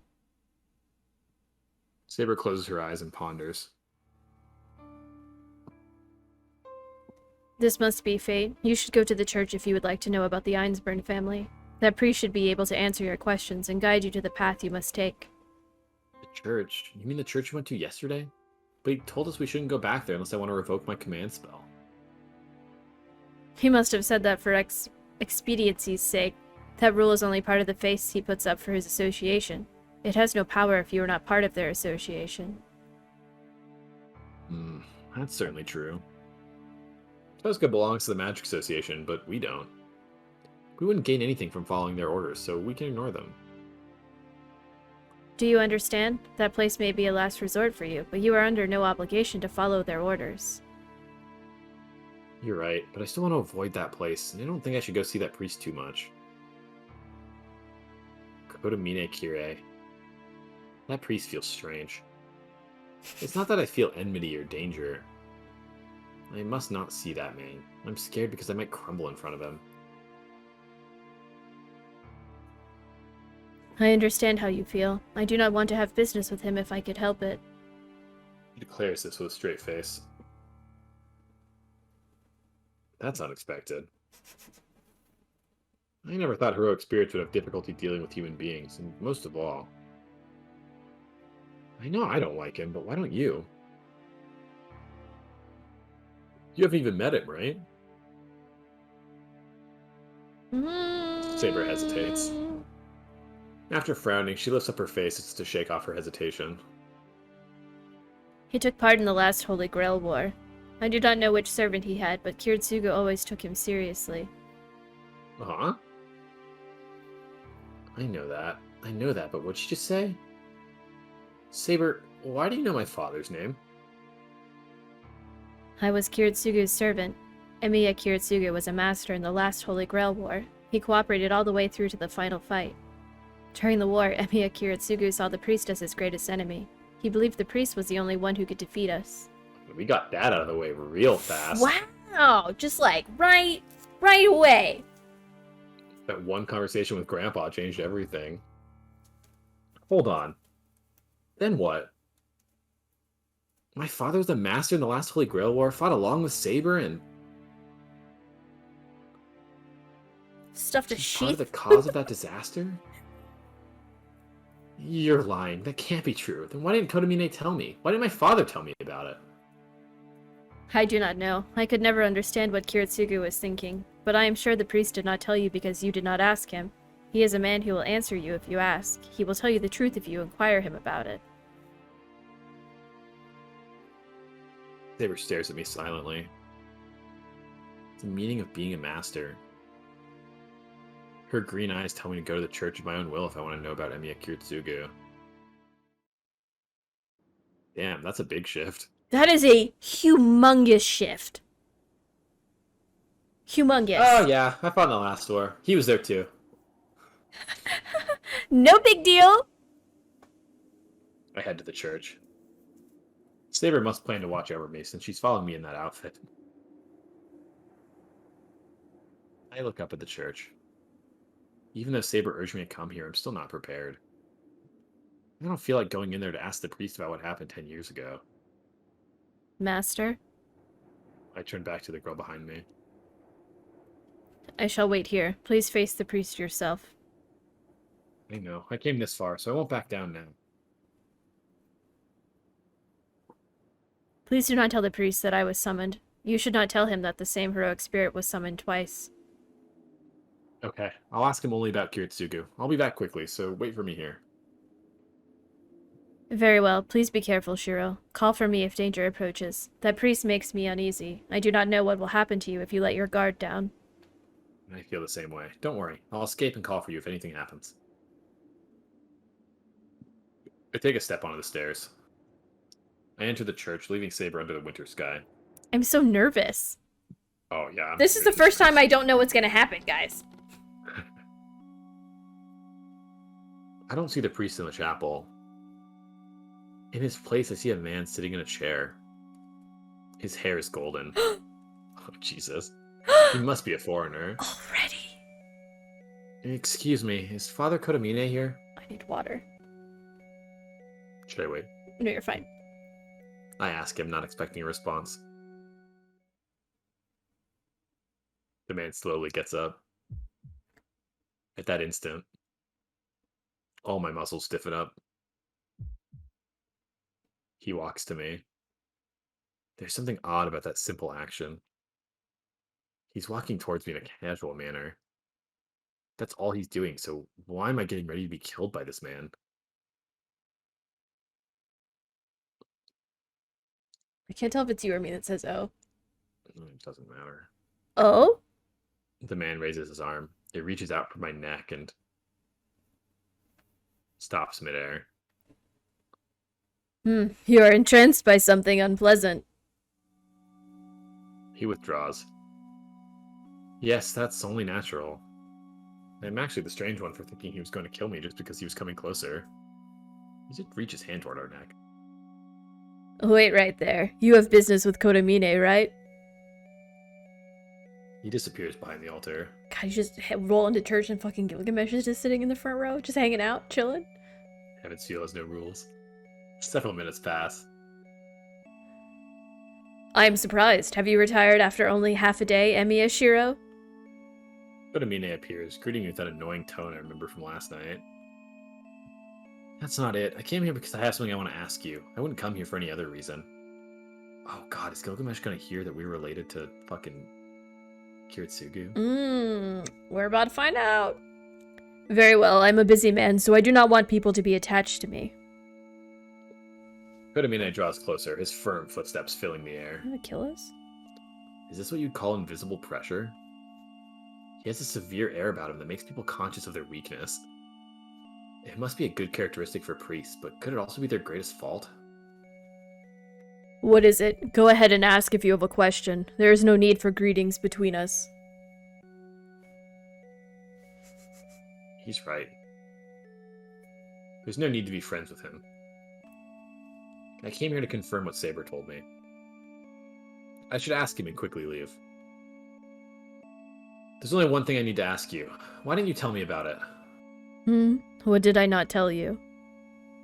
It's about my father. Why didn't you tell me that Emiya Kiritsugu was a master in the previous Holy Grail War? He does not look guilty. This man is enjoying the fact that Kiritsugu's name came out of my mouth. Answer me. It's natural for you to know if you're the supervisor of the Holy Grail War, so why didn't you tell me about it? Oh, look, my hand's broken. You can't see it. You have to watch for the studio. Hand, what are you doing? Is it not obvious? What good would it do to you to know that your father was a master? Emiya Kiritsugu's achievements have nothing to do with you. Kotomine's answer isn't wrong. Even if my father was a great master, it doesn't mean I get any benefit out of it. But no, there's a connection. Did I become a master because I'm Kiritsugu's son? I was raised as his son, and I studied magic as his apprentice. I became a master just like him and made a contract with the exact same heroic spirit. There has to be a meaning behind all this. You said I became a master by chance. I would have chosen to fight then and there if you told me that Kiritsugu was a master. Why didn't you tell me about it? That is none of my concern. I have never heard of a master's title being hereditary, and in any case, you are not Kiritsugu's son. It is rare for an unprepared person to be chosen as a master. The command spell is usually not given to someone who knows nothing of the Holy Grail. I do not know why you were chosen as an exception. I really don't have a connection with my father? I was chosen to be a master by chance, and my father saved me because... he saved me out of pure goodwill? As far as I know, but I cannot understand the intentions of the Holy Grail. I would like to say that you were chosen to be a master by chance, but I suspect fate had a hand in this. The Grail might want you to atone for Emiya Kiritsugu's sin of denying its power. What? My father denied the Holy Grail? That is right. Your father came to this town to obtain it. His sole purpose was to obtain the Holy Grail. The Holy Grail answered his pure wish, and maybe the Holy Grail thought he would be a fit owner. But Emiya Kiritsugu betrayed the Holy Grail. He destroyed the Holy Grail at the very end. To end the Holy Grail War, he betrayed the Holy Grail, which placed expectations on him and its long-standing desire. He destroyed the Holy Grail? If that's true, the Holy Grail certainly would not approve of Emiya Kiritsugu. But he was correct. A Holy Grail that grants any wish? Magi kill each other to obtain it. The Holy Grail is the cause of the conflict. My father didn't betray anyone when he destroyed the Holy Grail. He ended the Holy Grail War as the superhero I always admired. He didn't betray anyone. Kiritsugu destroyed the Holy Grail probably because he thought there was no need for it. Kiritsugu did not betray anything. It seems you do not know what Kiritsugu was like before. Alright, there is little point to it, but I shall tell you the true identity of Emiya Kiritsugu. He smiles. It's the ominous smile of someone intoxicated with delight. I'm gonna shit on all over your dreams. Oh, look how cool he looks, though. Emiya Kiritsugu. He was a magus unrelated to the Holy Grail War. He lived for his desires and objectives, and sought the Holy Grail as a result. A miracle he could not make come true himself. An ideal he could not implement with mere human power. He could not cast away his immature dream that should have been given up, and that is why he sought the Holy Grail, to make his wish come true. I do not know where he heard about the Holy Grail War. It might have been that someone else deemed him worthy, but I do not care how it happened. Either way, Emiya Kiritsugu was hired as a master.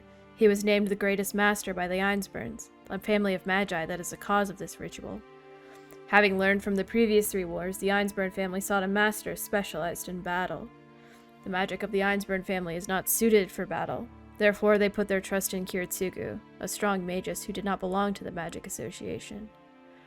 They taught Kiritsugu about the Holy Grail, gave him power as a master, and gave him a woman to produce a successor who would be more suited to combat. He would be formally accepted into the Einsburn family if he obtained the Holy Grail. It was like accepting a commoner into a noble family. The Einsburns treated Kiritsugu exceptionally, and it is easy to imagine how much trust they had in Kiritsugu. Kiritsugu answered their trust.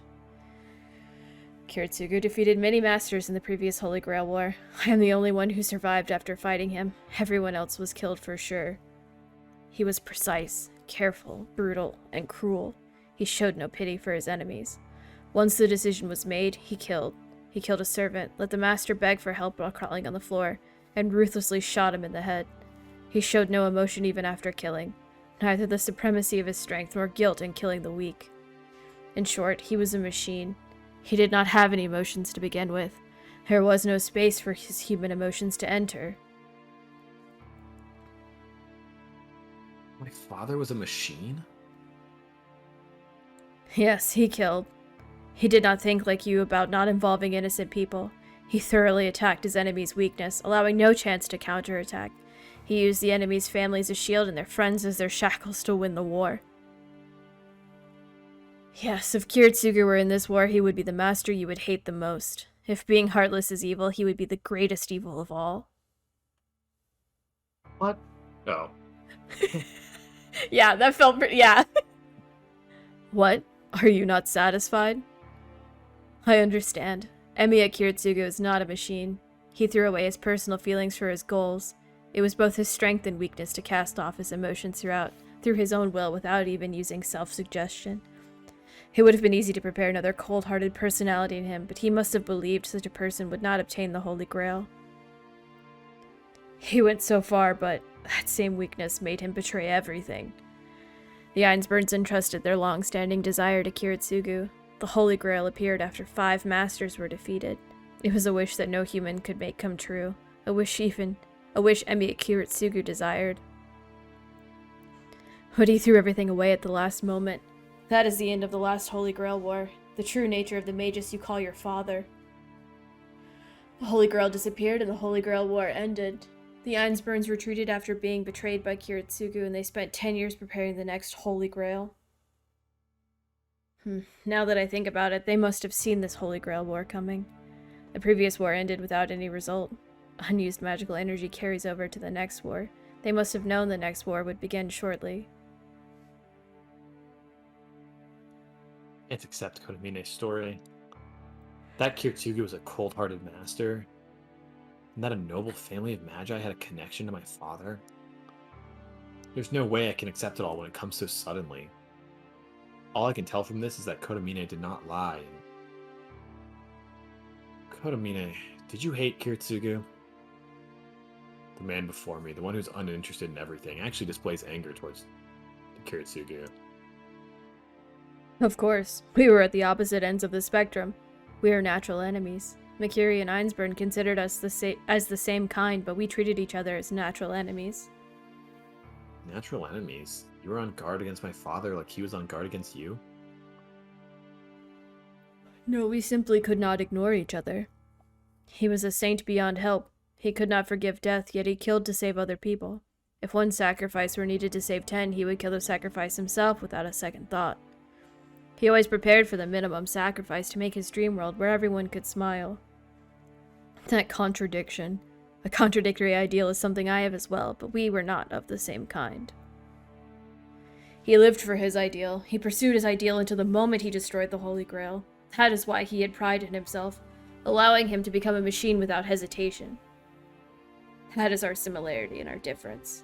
He had an iron mind, unplagued by inner conflict. The reason he was never wounded was he was wounded from the start. He was an artificial brute, just as I was an artificial priest. He was wounded from the start. So that means the premise he believed in was wrong from the start? Then are you saying you're different? You take wounds, you're not already wounded. You're a normal human being that can be wounded if you get slashed at, right? Are you saying you're different from Kiritsugu because you're a priest? People would not consider us to be the same if that were the case. People thought we were similar in another aspect.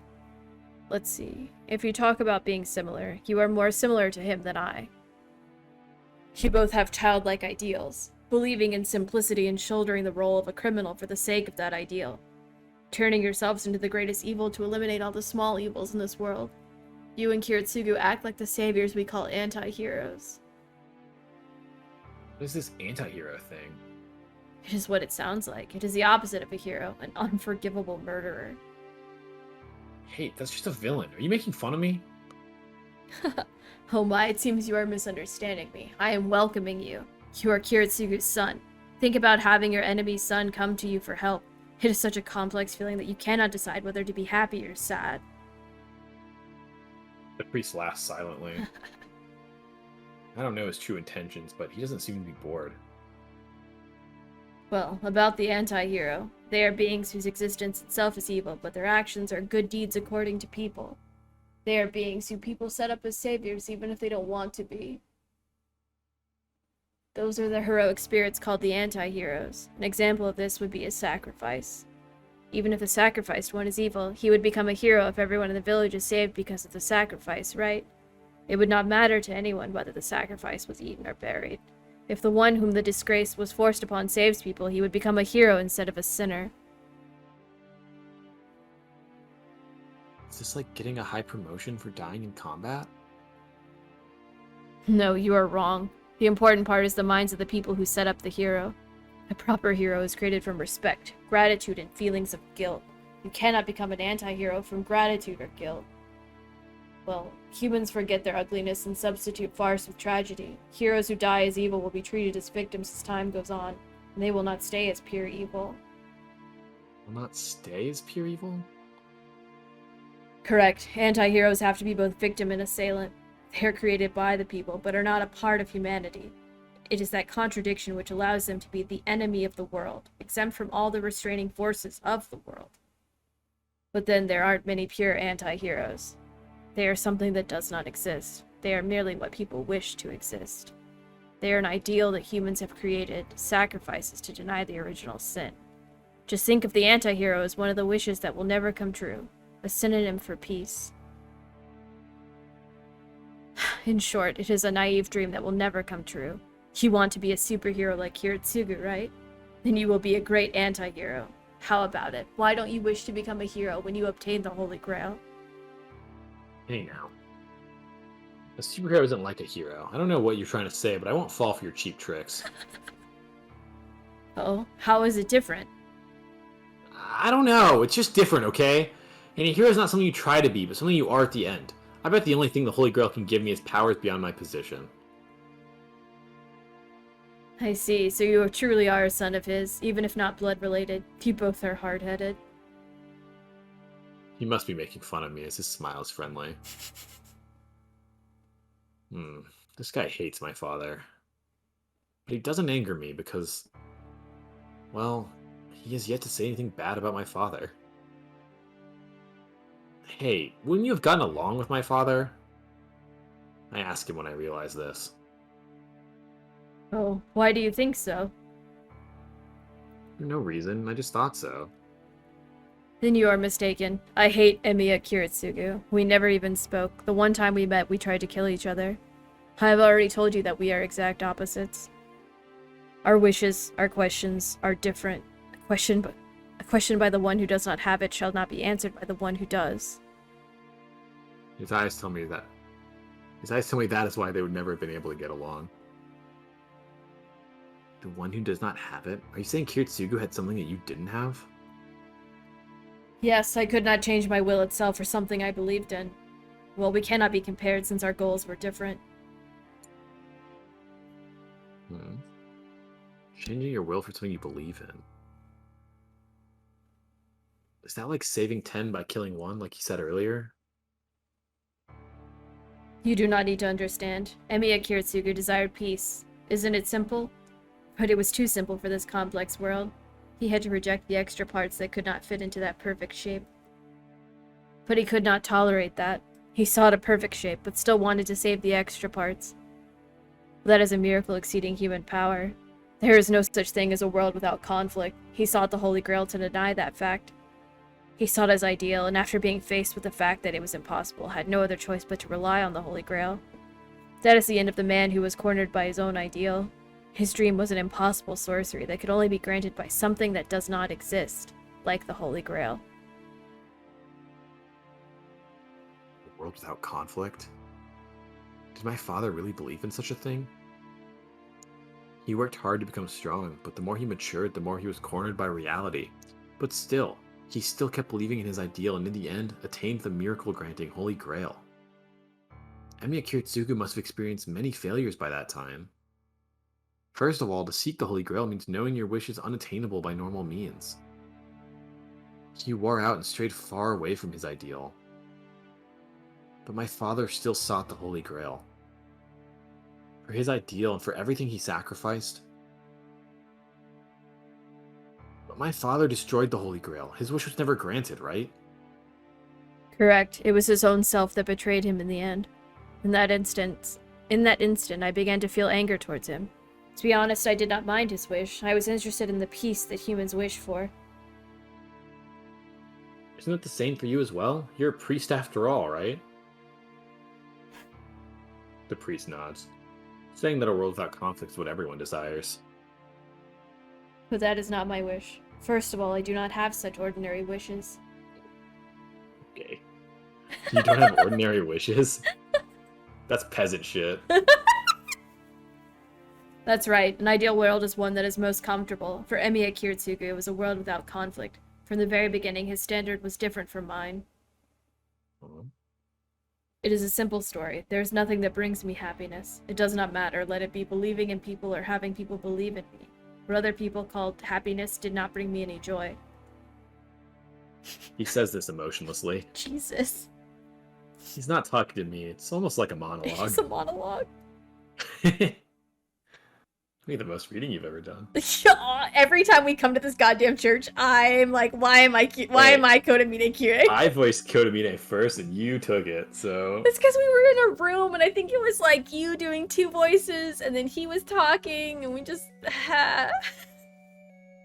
Well, that is all. I answered your question if Emiya Kiritsugu was a master well enough. No, hold on. It's not just my father I want to know about. Well... About my preparation for the role of master and about how I should go about fighting from now on. I bet he'll laugh and make fun of me if I ask something so stupid. I want to avoid that. In fact, I will avoid it. If you have any other questions, make it short. That took longer than I thought. Hey, me too. No, there's something else I want to ask him about. Didn't I come to this church because I wanted this question answered? Aren't you concerned about the Einsburns? I would think they would want to kill you since you are Kiritsugu's son. Yeah, it's about that. First of all, who's this Einsburn? You said they're the cause of the Holy Grail War or something. Oh, we about to get another monologue, boy. Round two. Boy. I can do Kodamine voice if you're getting tired. It's fine. We were home at the beginning of this. I was like, man, I should get some water. And I was like, no, it's fine. No, I'm like, Get some water then. no, we're fine. We're going to be done soon, I promise. Okay. I hope. He coughs. Yes. Yes, they are the cause. I told you that the Holy Grail War is a ritual, yes. If there is a ritual, it is natural for there to be a ritualist. There were some magi... Jesus Christ. Yeah, we're going into it. There were some magi 200 years ago who found out there is a distortion in the ley line on this land. They offered their secret techniques to each other to create the Holy Grail's activation circle. That was the start of the Holy Grail War. The three families involved in its creation are the legitimate owners of the Holy Grail. The ones that created the Holy Grail, the ones that devised the command spell which abuses the heroic spirits, the ones that offered the land and the technique to bore a hole into the world. Einsburn, Makiri, and Tosaka. They are the three families that started it all, with lineage and history far surpassing ours. The Tosaka are the only ones from this land, but their fatherly master is that Schweinorg? Well, if the master is the kind of person I hear he is, it is ridiculous to group them according to race. So the Einsburns are the leading family of the Holy Grail War? In the past, yes, but they are only participants now that the Holy Grail summoning has failed and its ownership became uncertain. Now their only role is to create the vessel of the Holy Grail. The same goes for Tosaka and Makiri. They are just families whose members have a higher likelihood of being chosen as masters. The Holy Grail is what the Einsburn family proposed in the first place. Their history spans 1,000 years. A family that lasted for 1,000 years without spawning any branch families is rare. Do you understand, Miyashiro? The Einsburn family has only pursued the fulfillment of the Holy Grail for 1,000 years. 1,000 years. They are crazy, continuing their deeds from the time when barbarism, such as mass murder, was allowed for the sake of recovering holy ground. They are not fanatics, not obstinate, nor crazy. They just held the hopeless cross to enforce the meaninglessness. Maybe the Einsburns did the Crusades. Probably. That is why the Einsburn Magi are beyond the domain of magic. They are monsters, never straying from their path, always attempting to achieve a common goal. Normally such people die off after a few decades. We cannot imagine their feelings of disgrace and frustration when they have to invite in a magus outside of their family. But their desire to compete the Holy Grail was stronger still. They repeated their mistake for 500 years. It took them 300 years to accept the fact that they could not obtain the Holy Grail by themselves. And it took them another 200 years to realize that they could not obtain it unless they used their own powers. The Einsburns literally killed their emotions to cooperate with Makiri and Tosaka. As a result, their ownership of the Holy Grail was taken away and they were reduced to mere participants in the war. They endured the disgrace, even going as far as contaminating their own bloodline by inviting in an outside magus. But unbelievably, Emiya Kiritsugu betrayed them with the Holy Grail in front of him. That is the connection between Kiritsugu and the Ainsburns, and that is your connection with them.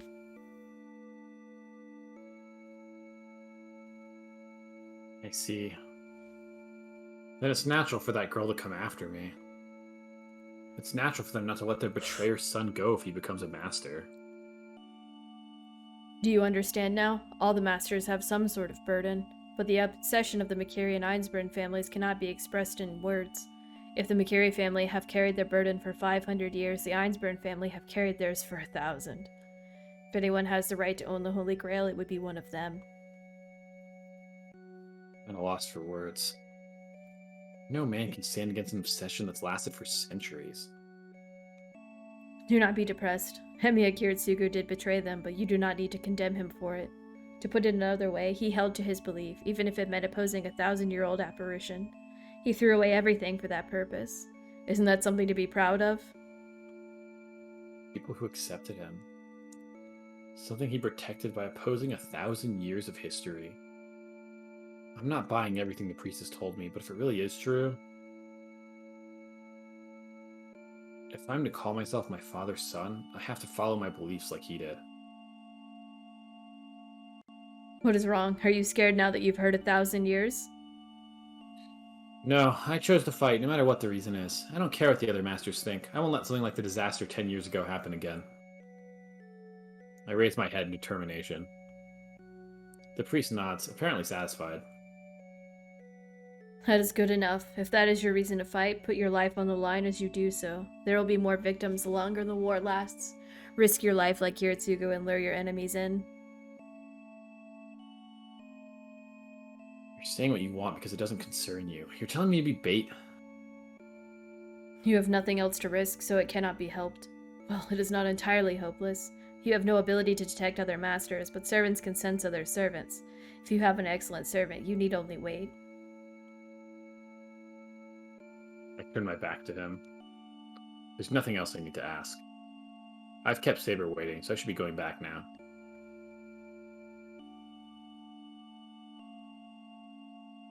Hold on, let me ask you something. Do you know any healing magic? No, what about it?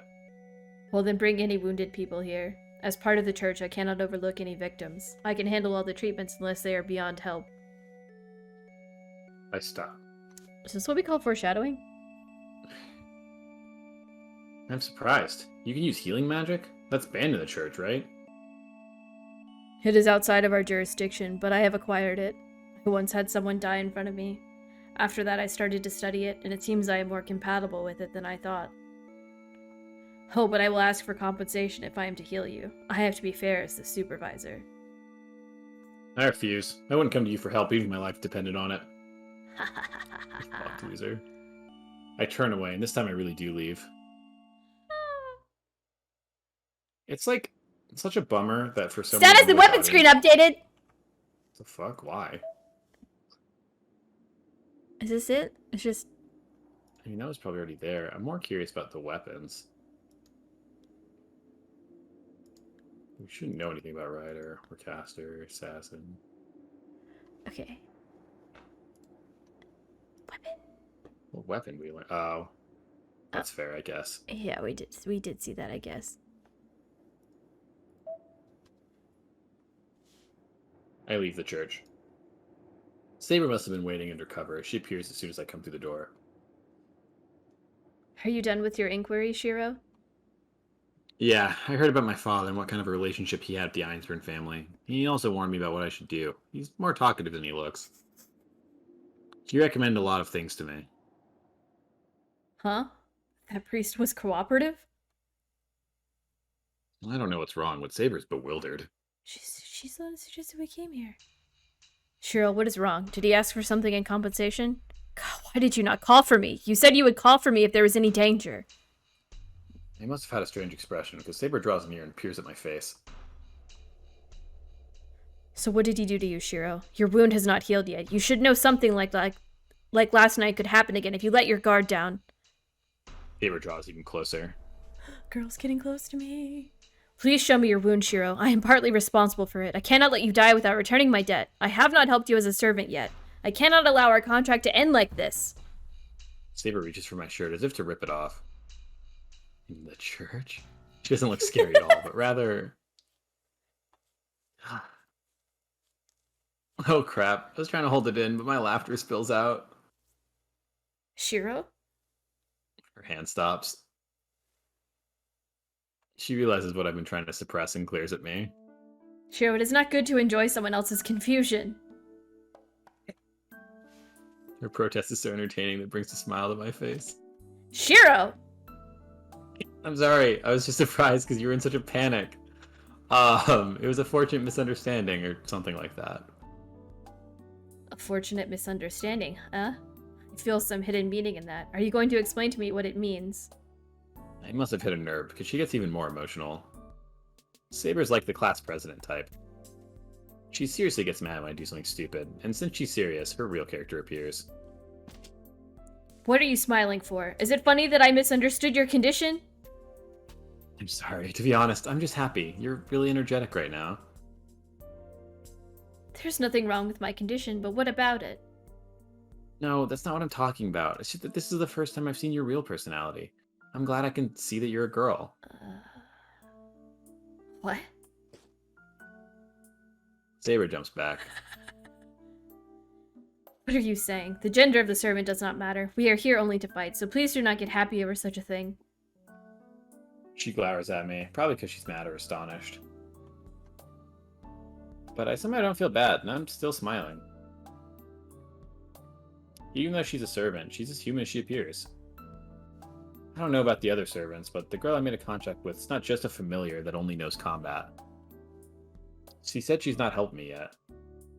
She saved me from Lancer, and she tried to let me escape from Berserker. She saved my life twice, but she still thinks she hasn't helped me yet. I wonder if she's good-natured or just a perfectionist. What is that look? Even if you are my master, there are some remarks I cannot ignore. I have appropriate plans if you say anything more. Alright, I understand, so don't get too mad. I'm just saying I'm glad you're the one I made a contract with.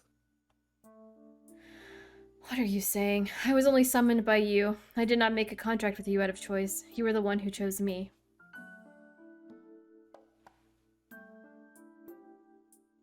was only an accident, though. Yeah, that's what I regret. I wanted to make the conscious choice to choose you. I hold out my right hand. You chose me in the first route. This is something I wasn't able to do at the very beginning. I have to make the promise I should have made before. Shiro? This is a bit late, but can I? This is the only way I know how. Without a word, Saber walks over to me and shakes my hand. Her slender fingers. I feel her warmth through my hand. Will you fight with me from now on? I need your help, Saber. My oath will not change. I was summoned to be your sword. And we both need each other's help. I will borrow your strength to obtain the Holy Grail. If you trust me, I will do my best to live up to that trust. Her hand is warm. The hesitation within me disappears without a trace. It's been half a day since the night it all began. Ugh. Did you pass out? No, I just had to yawn. I'm finally able to realize that she's my ally who will fight alongside me. I'm a chronic yawner, I do it all day. We'll wait until nightfall to go out into the city.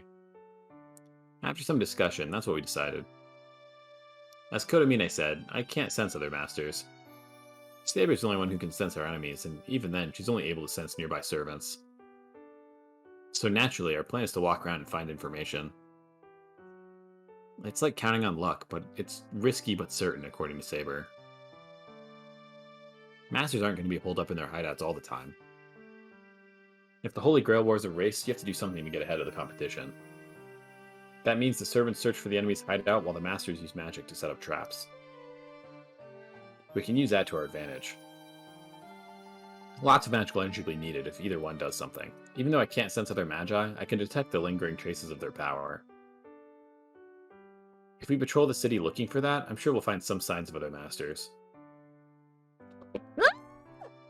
The cup's empty. Everything's fine. This is information I'll be getting by using myself as bait.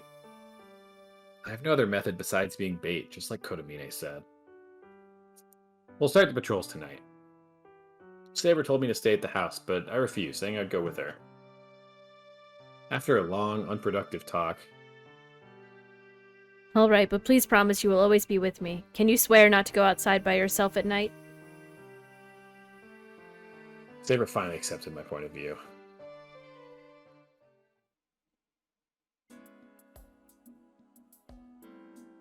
Well, our course of action is decided. But there are two more problems. Shiro, I have explained to you before, but I cannot afford to use too much magical energy, especially if we plan to patrol tonight. Yeah, you're gonna sleep as much as you can to preserve magical energy, right? Since I can't provide you with magical energy, you have to maintain your body yourself. So, say you can generate 8 units of magical energy per day, and you need 6 units to sustain yourself. That excess 2 units is what we can save up. And if you conserve well, you could use about 10 units during a battle, right? That is true as long as I am not wounded, or my armor does not become damaged, but against heroic spirits of such rank, that is not likely. To put it in your terms, I used about 50 units against Lancer, and about 200 units against Berserker. Jesus. Fuck. She was pierced by Lancer, and her stomach was slashed by Berserker. It makes sense for her to have used a lot of magical energy to heal those wounds. It makes sense, but... I did not use that much magical energy to heal myself. I used it more to restore the armor that was destroyed. Most of my magical energy is fixed on protecting me. That's how it is, according to her.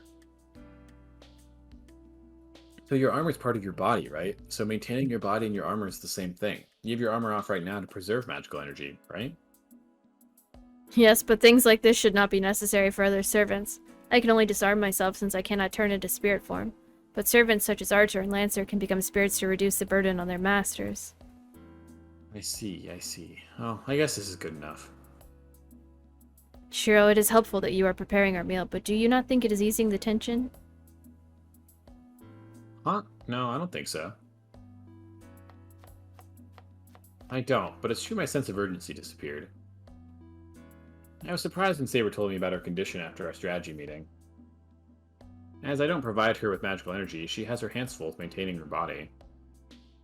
I tried to change our course of action, saying that it should be impossible for her to fight in that condition, but... Hey, Saber, let me ask you again, but how much magical energy do you have right now? In your terms, I have about 1,000 units. So something ridiculous like that. She said she spent about 200 against Berserker, but she still has that much magical energy remaining? And she says it's not full. It's scary to think how much magical energy she would have had with a proper master. Her capacity's way beyond human, and I stopped stupidly thinking how many times more of my magical energy it would take to fill her up. I finally understand why Tezuka called Saber the most superior servant. You doing okay over there? Yeah.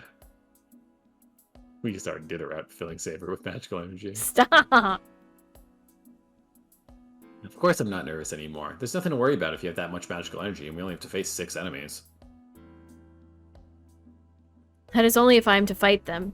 I told you earlier, but using a noble phantasm takes lots of magical energy. It is hard to use my noble phantasm in my current state. Therefore, I must save up as much magical energy as I can. Saber's mad. I can't tell if she's mad at me for being a burden, or because I'm keeping her here when she has to sleep. I understand your magical energy is important, but so is food, right? I use leftovers for lunch, so please eat a proper meal for dinner. You can sleep after you eat. Alright, I do not intend to use my noble phantasm lightly. We shall talk about this later when you have a better understanding of what servants are. Saber says this in a dissatisfied manner and takes a seat. Good. She might complain, but she always listens to me. So the problem of conserving magical energy is settled now. In the first place, it's not something we can do anything about, and the only way to help ourselves is to get a better understanding of our current situation. So? But Shiro, you said you have 2 problems. What is the other problem? Oh, it'll come soon. Please do as I said. I cut some white radishes and put them into the saucepan. Is it Fujine? Saber tilts her head in confusion. Must be. There. I'm home! Are you cooking, Shiro? Excuse me, senpai. I hear the usual voices from the entrance. Well, here's that lineup you were worried about. I fucking told you, dude. It's bound to happen a lot. Silence is painful. It's only natural. Fujine and Sakura are confused, and they're looking at me for an explanation. This is Saber. She's going to be staying at this house starting today. Please give her your best regards. Oh, but Sakura knows in this route. Oh. Does she? Well, she like knew. It seemed that she knew about our command spell, right? Right. And if we're assuming that was that like interlude, Uh-huh. then when we're like, this is Saber. Right. We did call her Saber, because we didn't give her a fucking code name, because we're dumb. Yeah, okay. Right. It's been 10 minutes since that was my explanation to them. This lack of protest feels awkward. I want to take a sip of tea, but I feel like the sound of it would echo through the room, so the hot tea sits there untouched. But sitting here won't solve anything. I have to move forward with courage. With courage. We can't turn her away since she came here from my father. She won't stay long as she's only here for sightseeing. Also, she'll be staying in a separate building, so it won't be a problem.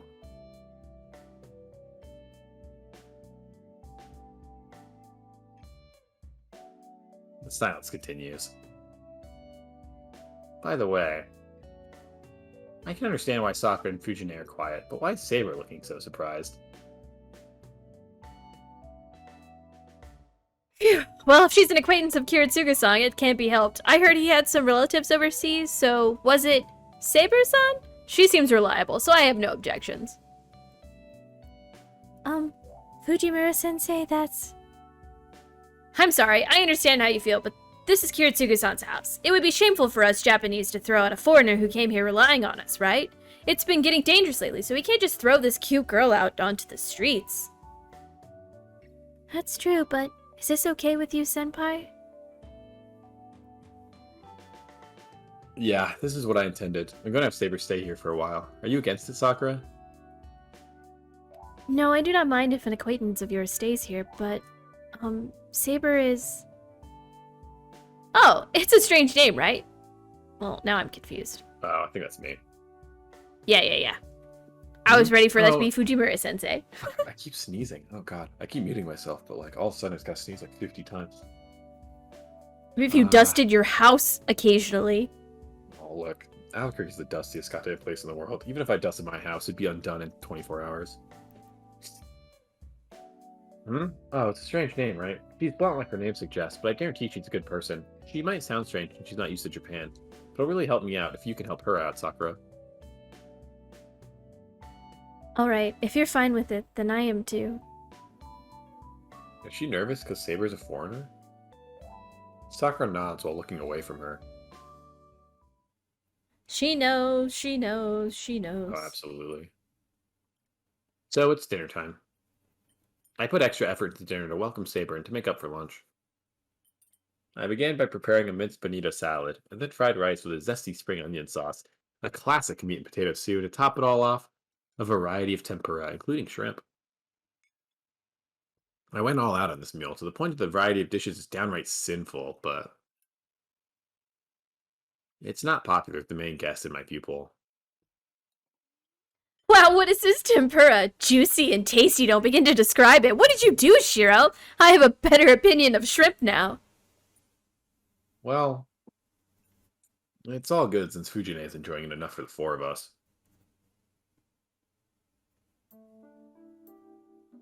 Dinner ends without trouble, thanks to her. I don't know what happened, but Fujine gave some of her food to Saber. I guess Fujine likes Saber because she's quiet.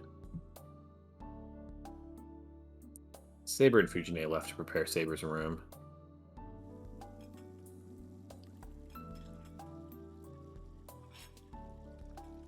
And Sakura and I clean up after dinner. I don't know why I got so tripped up there. Well, there's nothing wrong with that because it's part of the usual chores.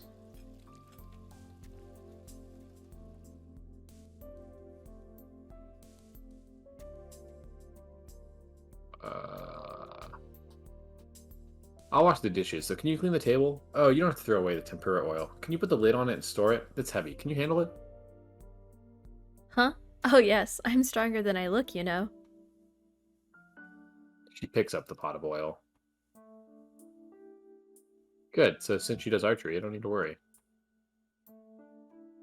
Well, archery isn't all about strength either. I wash the dishes. Then, Huh? There's less towels here, senpai. The paper towel roll is empty and the plates are moved around. what?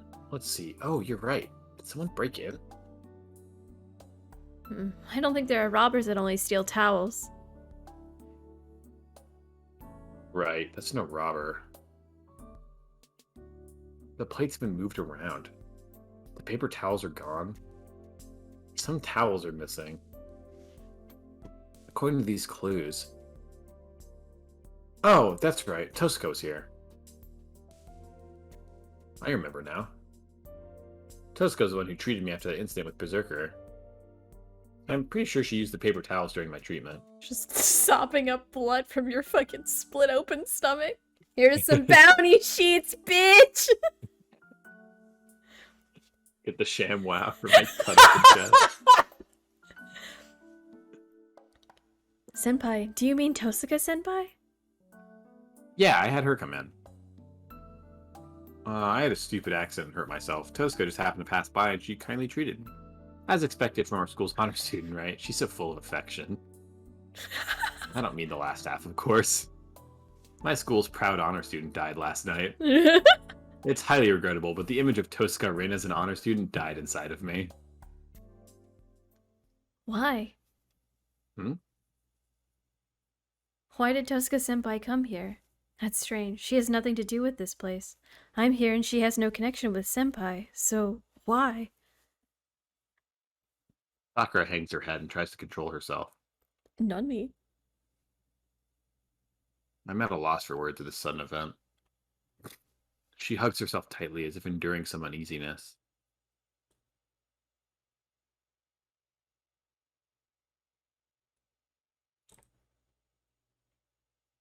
She got really set off at the mention of Tosca earlier too, in the interlude. She knows, she knows. She knows. The lights disappear. It's 11 o'clock. We waited until the town fell asleep before we went outside. Well, Shiro, are we going to the center of town? Sakura's state didn't change after dinner's cleanup. Okay. If anything, it got worse. She lost all her energy and was absent-minded, as if she had a fever. And on top of that, she didn't want me to walk her home, so Fujine had to take her. Or are you planning to go to the other town? It seems likely that other masters are over there. Come to think of it, Sakura was acting strange the day before yesterday as well. She looked downcast and seemed afraid of something. Shiro, are you listening? Shiro? Shiro, I'm asking you what we should do tonight. Huh? I raised my head in surprise. I'm gonna beat that ass. Saber's right in front of me, looking angry. Sorry, I was spacing out. You're asking me what we should do, right? In that case, I need not repeat myself. There is a slight distortion of the ley line in both towns. I am certain that other masters are doing something. We may be able to defeat one tonight, depending on where we go. You're saying we might fight a master all of a sudden? But what if it turns out to be that girl? You can't beat Berserker, right? Master, I am in perfect condition right now. Even though I do not receive any magical energy supply, I will not easily lose.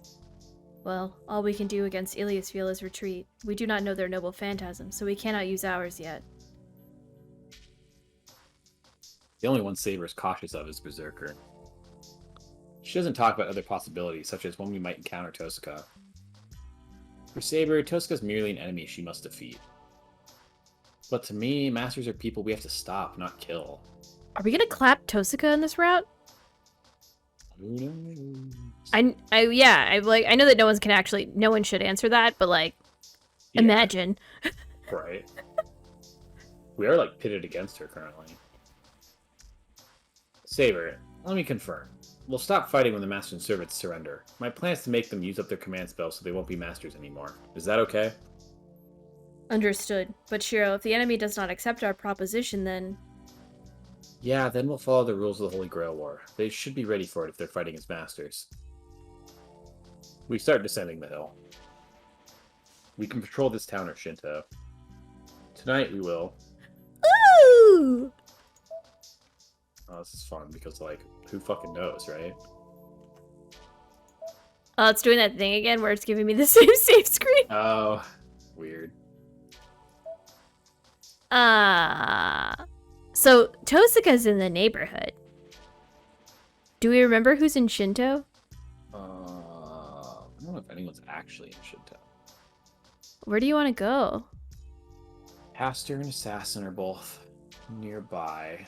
Uh-huh. Across the bridge, right? Berserker, I guess, would be across the bridge, but not really. Like, far across the bridge. They're not like in Shinto either. Right, we don't know where Lancer is. He would also be across the bridge. Because... Okay, so that's Berserker, Caster, Assassin, Lancer. We know where Archer is. Archer would be We're Saber. Saber's with us. And then what's the last one? It's 7, isn't it? I mean, other Archer. Ryder. Also... Oh, yeah. I guess Ryder would be in the neighborhood as well. Assuming it's the same. Right. Well, shit. Right. I don't know. Securing the neighborhood first before going across makes sense to me. From a logistics standpoint, yeah. You gotta fix your shit at home first before you can go out. Right. We'll search this town tonight. The town feels strange recently, so let's investigate here before something happens.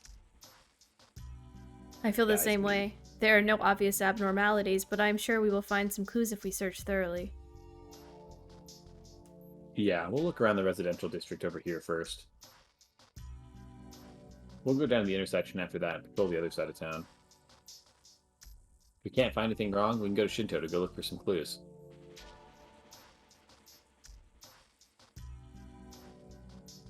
We patrol the residential district and make our way to the intersection. There wasn't anything wrong with our side of town. We can now go to the hill with the western-style houses, and maybe even go as far as the Ryudo Temple. Huh? A sudden chill runs up my spine. Saber, this is... Can you hear the scream? Saber must have felt it more clearly as she looks over towards Shinto. The presence I felt starts to fade. But I'm sure I heard a scream and felt a strong wave of magical energy. I knew it. This is what I hoped would happen. So why is my mind paralyzed? I was prepared to fight. After I almost died, my hesitation vanished. But now my body wouldn't move and my head wouldn't give any orders. It's probably too sudden. I didn't expect to fight on the first day. That's why I can't move. I'm used to getting attacked, but I'm not used to doing the attacking. How stupid of me. I'm fine with getting killed, but I never thought that I might have to do it myself. The scream has stopped. The presence is fading away. I do not know what happened, but the victim will not live long. That erases everything. The numbness throughout my body disappears. The fear that I might kill is overridden by the fear that I might let someone die. I'm sorry, Saber. I apologize for my cowardice and start to run full speed. We run to the origin of the scream, where we'll fight someone to the death. I'm not prepared at all. My limbs are shaking. It's a normal reaction. This fear will always be there as long as I don't desire the Holy Grail and lack the will to fight. I'm a big damn idiot. That's right. If I have a reason to fight, I must believe in it. If my enemies are arming their minds with the desire for the Holy Grail, I must defeat this fear with the desire to stop all conflicts. I run to the park. The magical energy emitted is strong and ominous. It's like oil polluting a clean stream. Even I can feel energy this thick. Saber stops. She has analyzed the situation before me. My body trembles. My head loses its cool and fills with disgust and hatred. It's like seeing vampires in stories. A woman in black has her mouth on an unconscious woman's neck. The dripping blood is excessively fresh. That thing is eating a human being. I don't mean that it's eating the human flesh. That woman in black is sucking out what's inside the woman. Things like her mind and her memory. The unconscious woman doesn't move at all. Her skin is like grave wax. She looks like she's been turned into a doll. My throat can't move. It's not that I'm surprised the vampiric woman is a servant.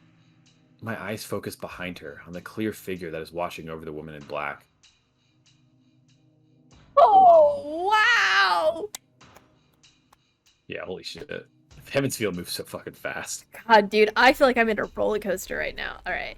Oh, wow, it's Emiya. This is amazing. It's almost one of your strong points for your luck to be this bad. Shinji, you... My mind is numb. I can't grasp the situation. I can't make the correct decision.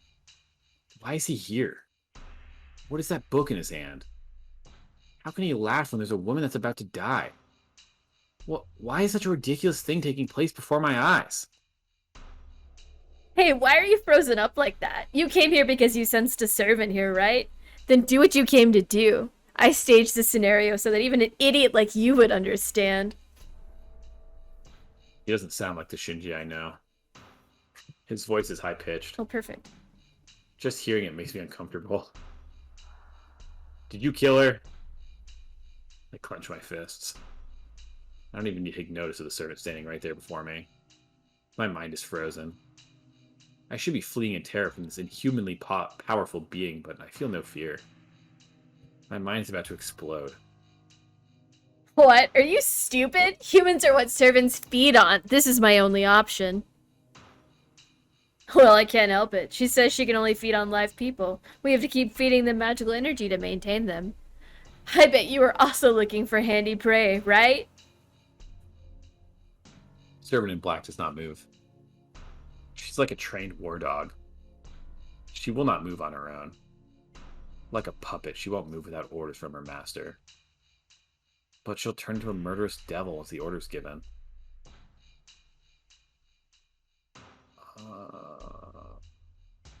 Get out of my way. I say this with the hound in front of me. There's no time to waste. That woman might survive if I hurry. Huh? What do you mean by that? Are you talking to me? I refuse. Come on, if you want some leftovers. That's your familiar, right? Shinji. Come on, let's make them fight. I did this so I could see a fight between servants. You're a master, right? But all you're doing is trembling in fear. You're just like that woman there. They have no intention of withdrawing. Man, you're persistent. Come and make me. Well, it won't matter even if you just stand there and cower. I'm going to hurt you either way. Shinji's eyes light up with hatred. That must have been the order, as the servant in black jumps forward and... Stay back, Shiro. Saber moves to meet the attack of the servant in black. The two shadows collide. Having armed herself immediately, Saber uses her invisible sword against her opponent. The sound of clashing steel rings out. Saber readies herself firmly on the ground, in contrast to the servant in black who runs through the park. Saber can't keep up with the speed and goes into defense. Her long hair fluttering behind her, the enemy closes in as if to corner a slow prey. Yeah, okay. Shinji. Ha! She's just like a stone statue, so a servant of a third-class magus is third-class as well. Standing away from the fight like me, Shinji laughs. I mean, beat his ass. Yeah, beat his ass.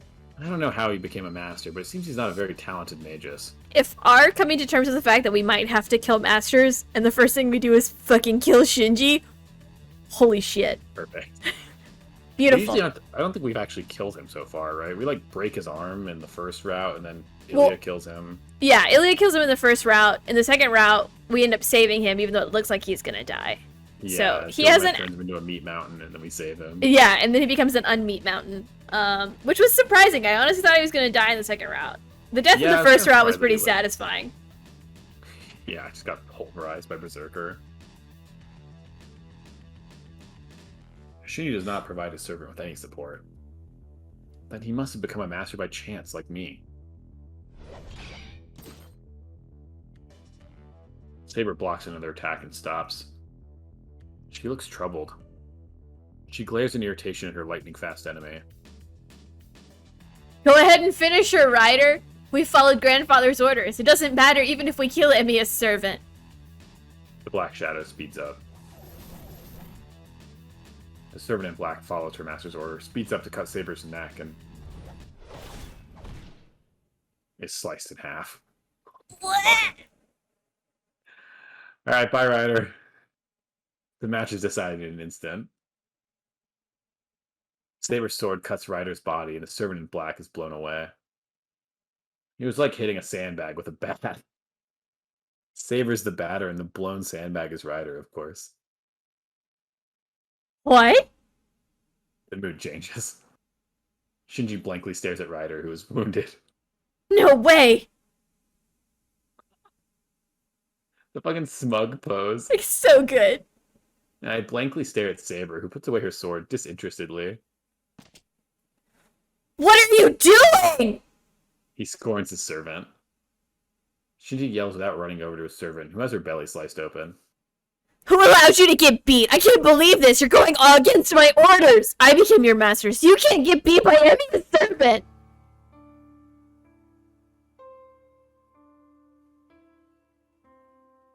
Are you Ryder? Yeah, who's Ryder? I think it was you. Because I'm Shinji. That's how we did our pairs. Sense. True. Have I ever... Has Ryder spoke? I don't think so. He must have said something. She must have said something. Well, this is you, buddy. Pew, pew, pew, pew. What's my Ryder voice? What the fuck? It probably sounds a lot like your caster voice. Probably. Ryder strenuously raises her body in a pool of her own blood. But she can't get up. Her wound is fatal. Even though she's a servant, she'll die if she's not treated soon. Get up and fight, you corpse! You're not alive, so wounds shouldn't matter. Hey, why are you so slow, you piece of shit? Man, you're embarrassing me. You're making me look like I'm the weaker one. Rating this fucking cut in half person.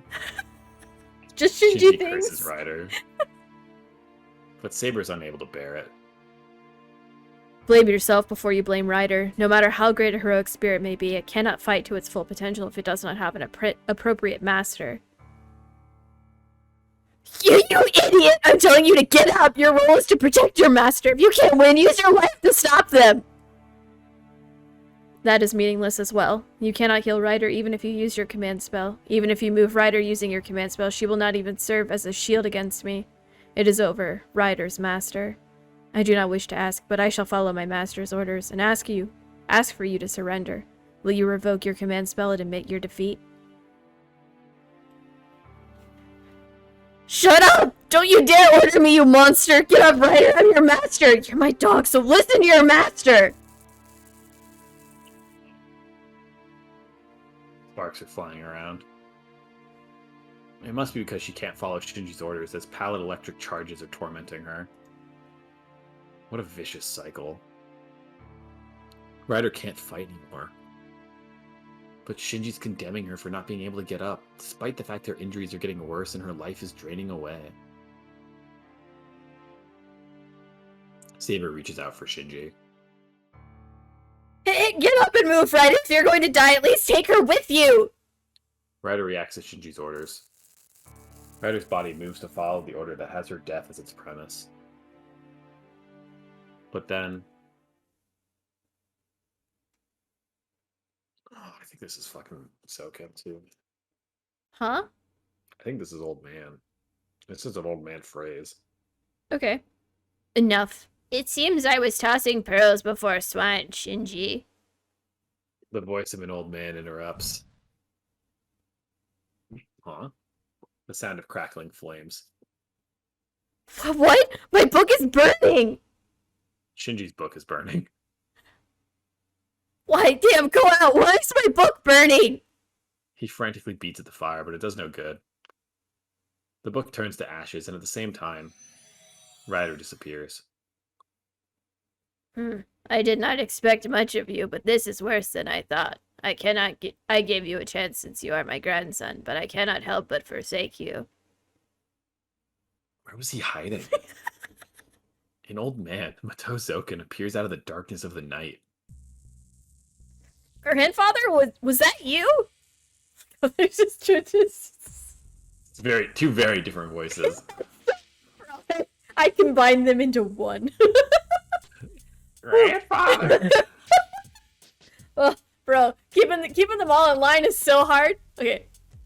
Who else would it be but me? You almost killed your servant, and you call yourself my successor? Then why did you get in my way? Oh my god. You need help? Do you want me to take one? It's fine. It's like I lost it, and then I just gotta find it again.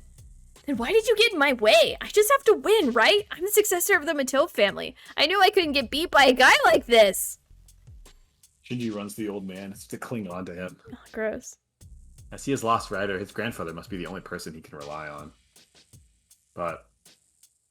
Fool, I did not expect victory from a failure like you. What I expected was enough pride to challenge others in spite of your powerlessness. But you failed miserably. You disgraced the name of Makuri.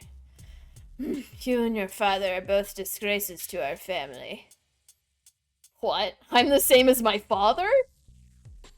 You fool, you are far worse. Your good-for-nothing father left an even more worthless son. I did not mind since I had some hopes for you, but you spoiled not only the family blood, but your spirit as well. The Mato bloodline ends with your generation. Old man turns away from Shinji in disgust and walks towards us. Saber retreats. She must have felt something ominous in the old man. I see. No wonder Ryder was defeated. I presume you are a famed heroic spirit. I do not think a heroic spirit as great as you was ever summoned. Well, it seems my life will end here. No matter how pitiful he may be, he is still my grandson. I have to save him, even if it means my death. Compassion towards family members can be a dangerous thing. I'm surprised. It seems the old man stepped forward to give Shinji a chance to escape.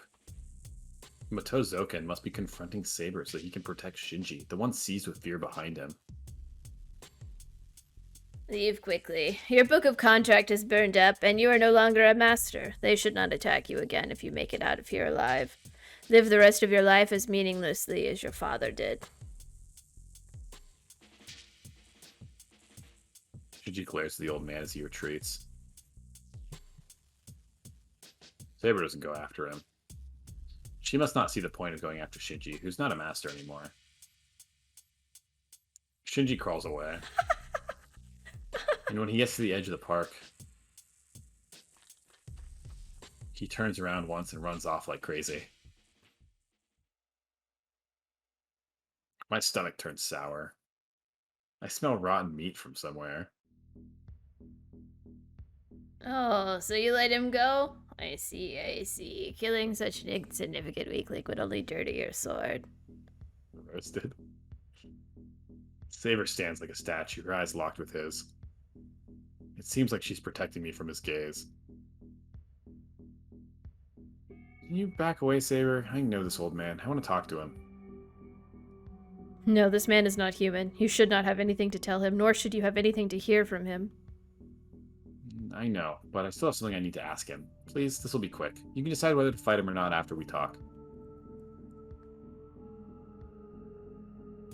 Saber pulls herself back a bit. She does not back up, but she's giving me the chance to talk to the old man.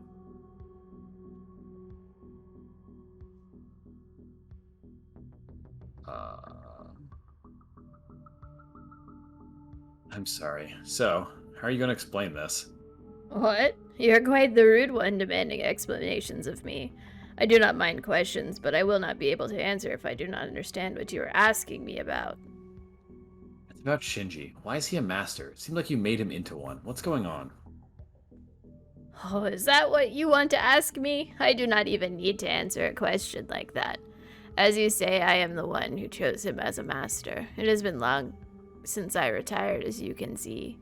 As I cannot fight, I gave the stage to my grandson. You made him a master. That means...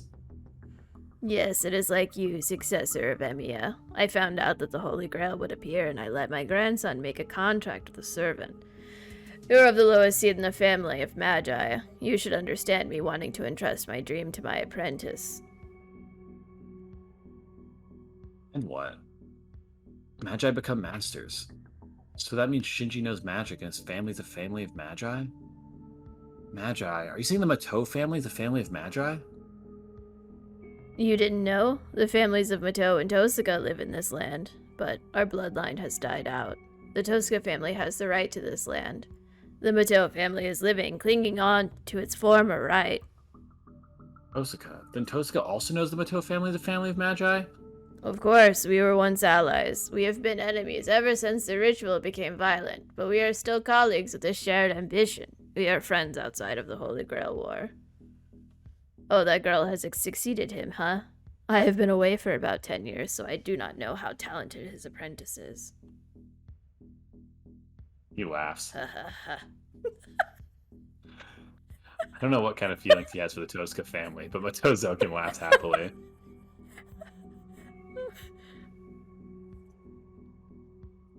You said the Tosuka family are allies, right? Then has the Mato family been here since the very first Holy Grail War?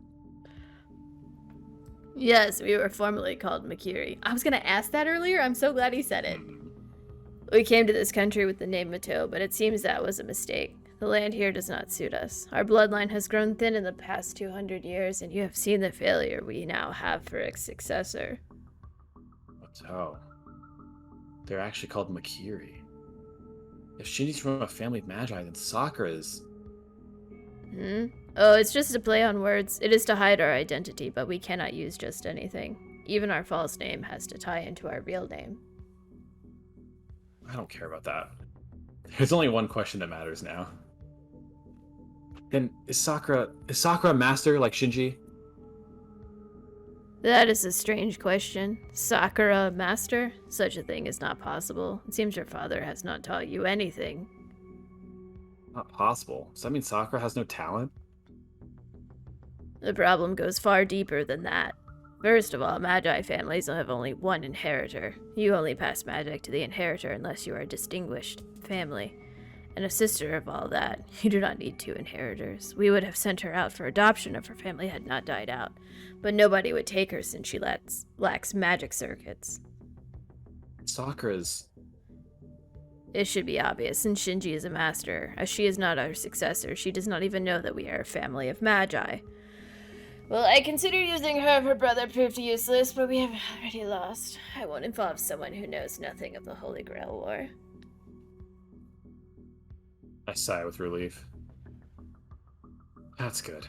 I'm surprised the Mato family is a family of Magi, and it's problematic that Shinji was a master. But I'm relieved to know that Sakura doesn't need to concern herself with such a murderous war. You said you guys already lost. That means Shinji won't fight anymore? You've retired, Sakura has nothing to do with the Holy Grail War, right? Correct, but I cannot promise that Shinji will not try anything. He is stubbornly determined to be a magus. The Mato blood has grown weak since we came to this country, and he is our last heir. Children of the Mato no longer have magic circuits. I do not know how he found out about our family secret. He has pride in being the chosen one, but he grew up knowing that he is inferior. It is likely my fault for not being more strict with him, but his character is not something that can be easily corrected. He is beyond help if he cannot give up after such a crushing defeat. The old man starts shrinking. What? No, it's just an illusion. He was backing up silently. Anyway, Shinji lost. We have been eliminated from this war, but will you still kill this old man, servant saver? If what you say is true, there is no reason for me to fight, but there will not be a next time if it is a lie. That goes the same for your successor. If he comes after my master again, I shall kill him without mercy. Understood. The old man disappears. Like a fucking ninja. What is this? Mato Zoken melts into the night just like when he appeared. All that's left is this rotten smell. I force down the feelings of nausea and pick up the unconscious woman. He's a meat mountain. Let's go to the church, Saber. We'll still make it. He should be able to do something. I know, I shall take the woman. Oh, thanks, Saber. I let Saber carry the woman. We had a very long discussion while this lady was bleeding out. Yeah. There's no time to waste. Even though Saber is smaller than me, she's more powerful. I should let her handle this instead of trying to show off. I shall lead the way. Please stay behind me. Saber starts running. She's gone. I run full speed after her so I won't get left behind.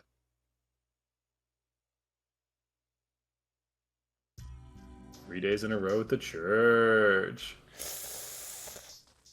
The church is lit, even though it's midnight. I took the woman from Saber and entered the church alone. When I yelled for Kotomine, he came out and quickly retreated to the back with the unconscious woman. He said that his room was the only place he'd be able to treat her. Whew. I sit down. I've done all I could. Now it's up to Kotomine. I'll believe in him and wait. I keep waiting. I'm worried about Saber, who's waiting outside, but I can't leave. And I want to think by myself for a while. The Mato family was a family of magi. Shinji became a master and obtained a servant. Mato Zoken had his successor participate in the Holy Grail War, even though he lost his powers as a magus. The Einzern family aren't the only ones obsessed with the Holy Grail. Makiri and Tosaka. No, in the first place, the only ones who become masters are those who cling to the Holy Grail. Saber's no exception. The Einzern family has sought the Holy Grail for 1,000 years. Their persistence is not something I can do anything about. They can only be saved by the Holy Grail. My father went against them and destroyed it. But would I be able to pursue my wish to such lengths? Like the Einzern and Makiri families. Do I have the right to compete against those who've sought the Holy Grail for centuries? How surprising. I did say you could bring wounded people here, but I did not think you would bring one on the same exact day. Kotomine. I raise my head. He doesn't look gloomy. Then that must mean the treatment was successful. Kotomine, how's the woman doing? She survived, but the rest is up to her. If you were an hour later, I would have had to see her as a priest. I see. I'm sorry I troubled you. I'm glad you were awake. You're thanking me? Are you sick? I will listen if something is worrying you. I'm worried about many things, and you're the cause of most of them. I'll pass on another long talk with you. Oh, so our conversation earlier was just a bother. I meant to give you a boost, but it only gave you more worries, huh? I should reflect on my actions as well. The priest shuts his mouth, looking regretful. It's not that I'm letting him get to me, but... a guy I know turned out to be a master. Not being able to bear it by myself, I just have to say it. The priest says nothing. He just nods. So of course you defeated the master, right? I nod in response to a short question. Then do not regret it. People cannot change the past. All we can do is to accept our own actions. If you still wish to be burdened with your sins, let it show in your future actions. It is your choice how to perceive something that has already happened. His words are plausible. The problem isn't that Shinji was a master, that the Mato family is a family of magi, or that the Einzern family tenaciously pursues the Holy Grail. The important thing is what I'm going to do from now on. I'm going home. Please take care of that woman. I get up to leave the church. Amen? What? Didn't Kotomine say that he was going to charge our asses if we brought wounded people here? No, he said he was going to charge us if we needed help. Oh, just us. Okay. Saber's waiting for me outside. There's no more reason for me to stay here if the woman's alright. Hold on, Miyashiro. I shall give you one piece of advice. What? I told you I'm not listening to your endless rambling again. I will be brief, but I deserve some compensation for being asked to treat a woman so late at night. I can't object if he puts it like that. I reluctantly turn around to see the priest is right behind me. Oh. Jesus. It is something I forgot to tell you. The Einsburn family has endured for 1,000 years in pursuit of their one wish. Yes, it is a serious matter now that I say it. It is natural for you to be overwhelmed. This is why I don't like this guy. He accurately points out my doubts, even when I haven't said anything. Shut up. Are you going to bring that up again? No, I'm telling you that it is nothing to be concerned about. There is no need to view this as anything special. This war is just a common thing. The Holy Grail War is the materialization of our everyday life and people's happiness. There is no crime in participating. Everyone desires something. And people fight for what they want. This is what defines life. It is something shared by all, even if the scale of those desires is different. There isn't a person in this world who does not try to make his wish come true. The outcome, of course, is another matter. People may live to make their dreams come true, but some of them die before they reach their goals. There is an order to things. An appropriate accumulation of effort is needed to make dreams come true. This is what people call life. The Holy Grail simply removes the need for that effort. It is merely a simplification of life. So there's nothing special about it. The Seven Masters are just trying to reduce the journey undertaken during their lifetimes via the shortcut called the Holy Grail. Everything else is the same. It is human nature to paint over others' wishes with your own. The Holy Grail War is no different from your life. Do as you please throughout this war and win. He says cheerfully. At the very end, every time. There's no difference between a vulgar wish and a noble one. The quality of the wish is irrelevant. I just need to trample over the wishes of others. I don't know if it's sarcasm or not. But he's seriously saying even an incomplete master like me is worthy to fight. That's not like you. Why are you suddenly worrying about others? Well, it is because our talk earlier was not helpful. I cannot call myself a priest of people coming to me because they are worried with even more doubts. Man, I bet Tosco would say he makes a lousy priest to start with. Don't worry about that. Bye, you fake priest. Yes, come again if you have not had enough. I snort and walk to the exit. You didn't give me a single money. I think the payment was us listening to him. Oh, I see. I leave the church for sure this time. I need people to hear my rambles. Saber's waiting outside. I think he was like this earlier, too. Saber waits for me in the cold winter night without complaining. A master and a servant might have this kind of relationship, but Saber's by my side because she's concerned for my safety. I believe I have to answer with the best honesty I have. That woman's alright thanks to you, Saber. You do not need to thank me. It was you who tried to save her. I only abided by your decision. Her expression's very gentle. Oh, no, that's not true. You're the one who saved her. I wouldn't have made it in time by myself. And most of all, I think Saber let Matozokan go to save that woman. We would have ended up fighting if we stopped that old man there. She definitely would have died. Saber took that into consideration and let him go. What is it, Shiro? It seems you are smiling for no reason at all.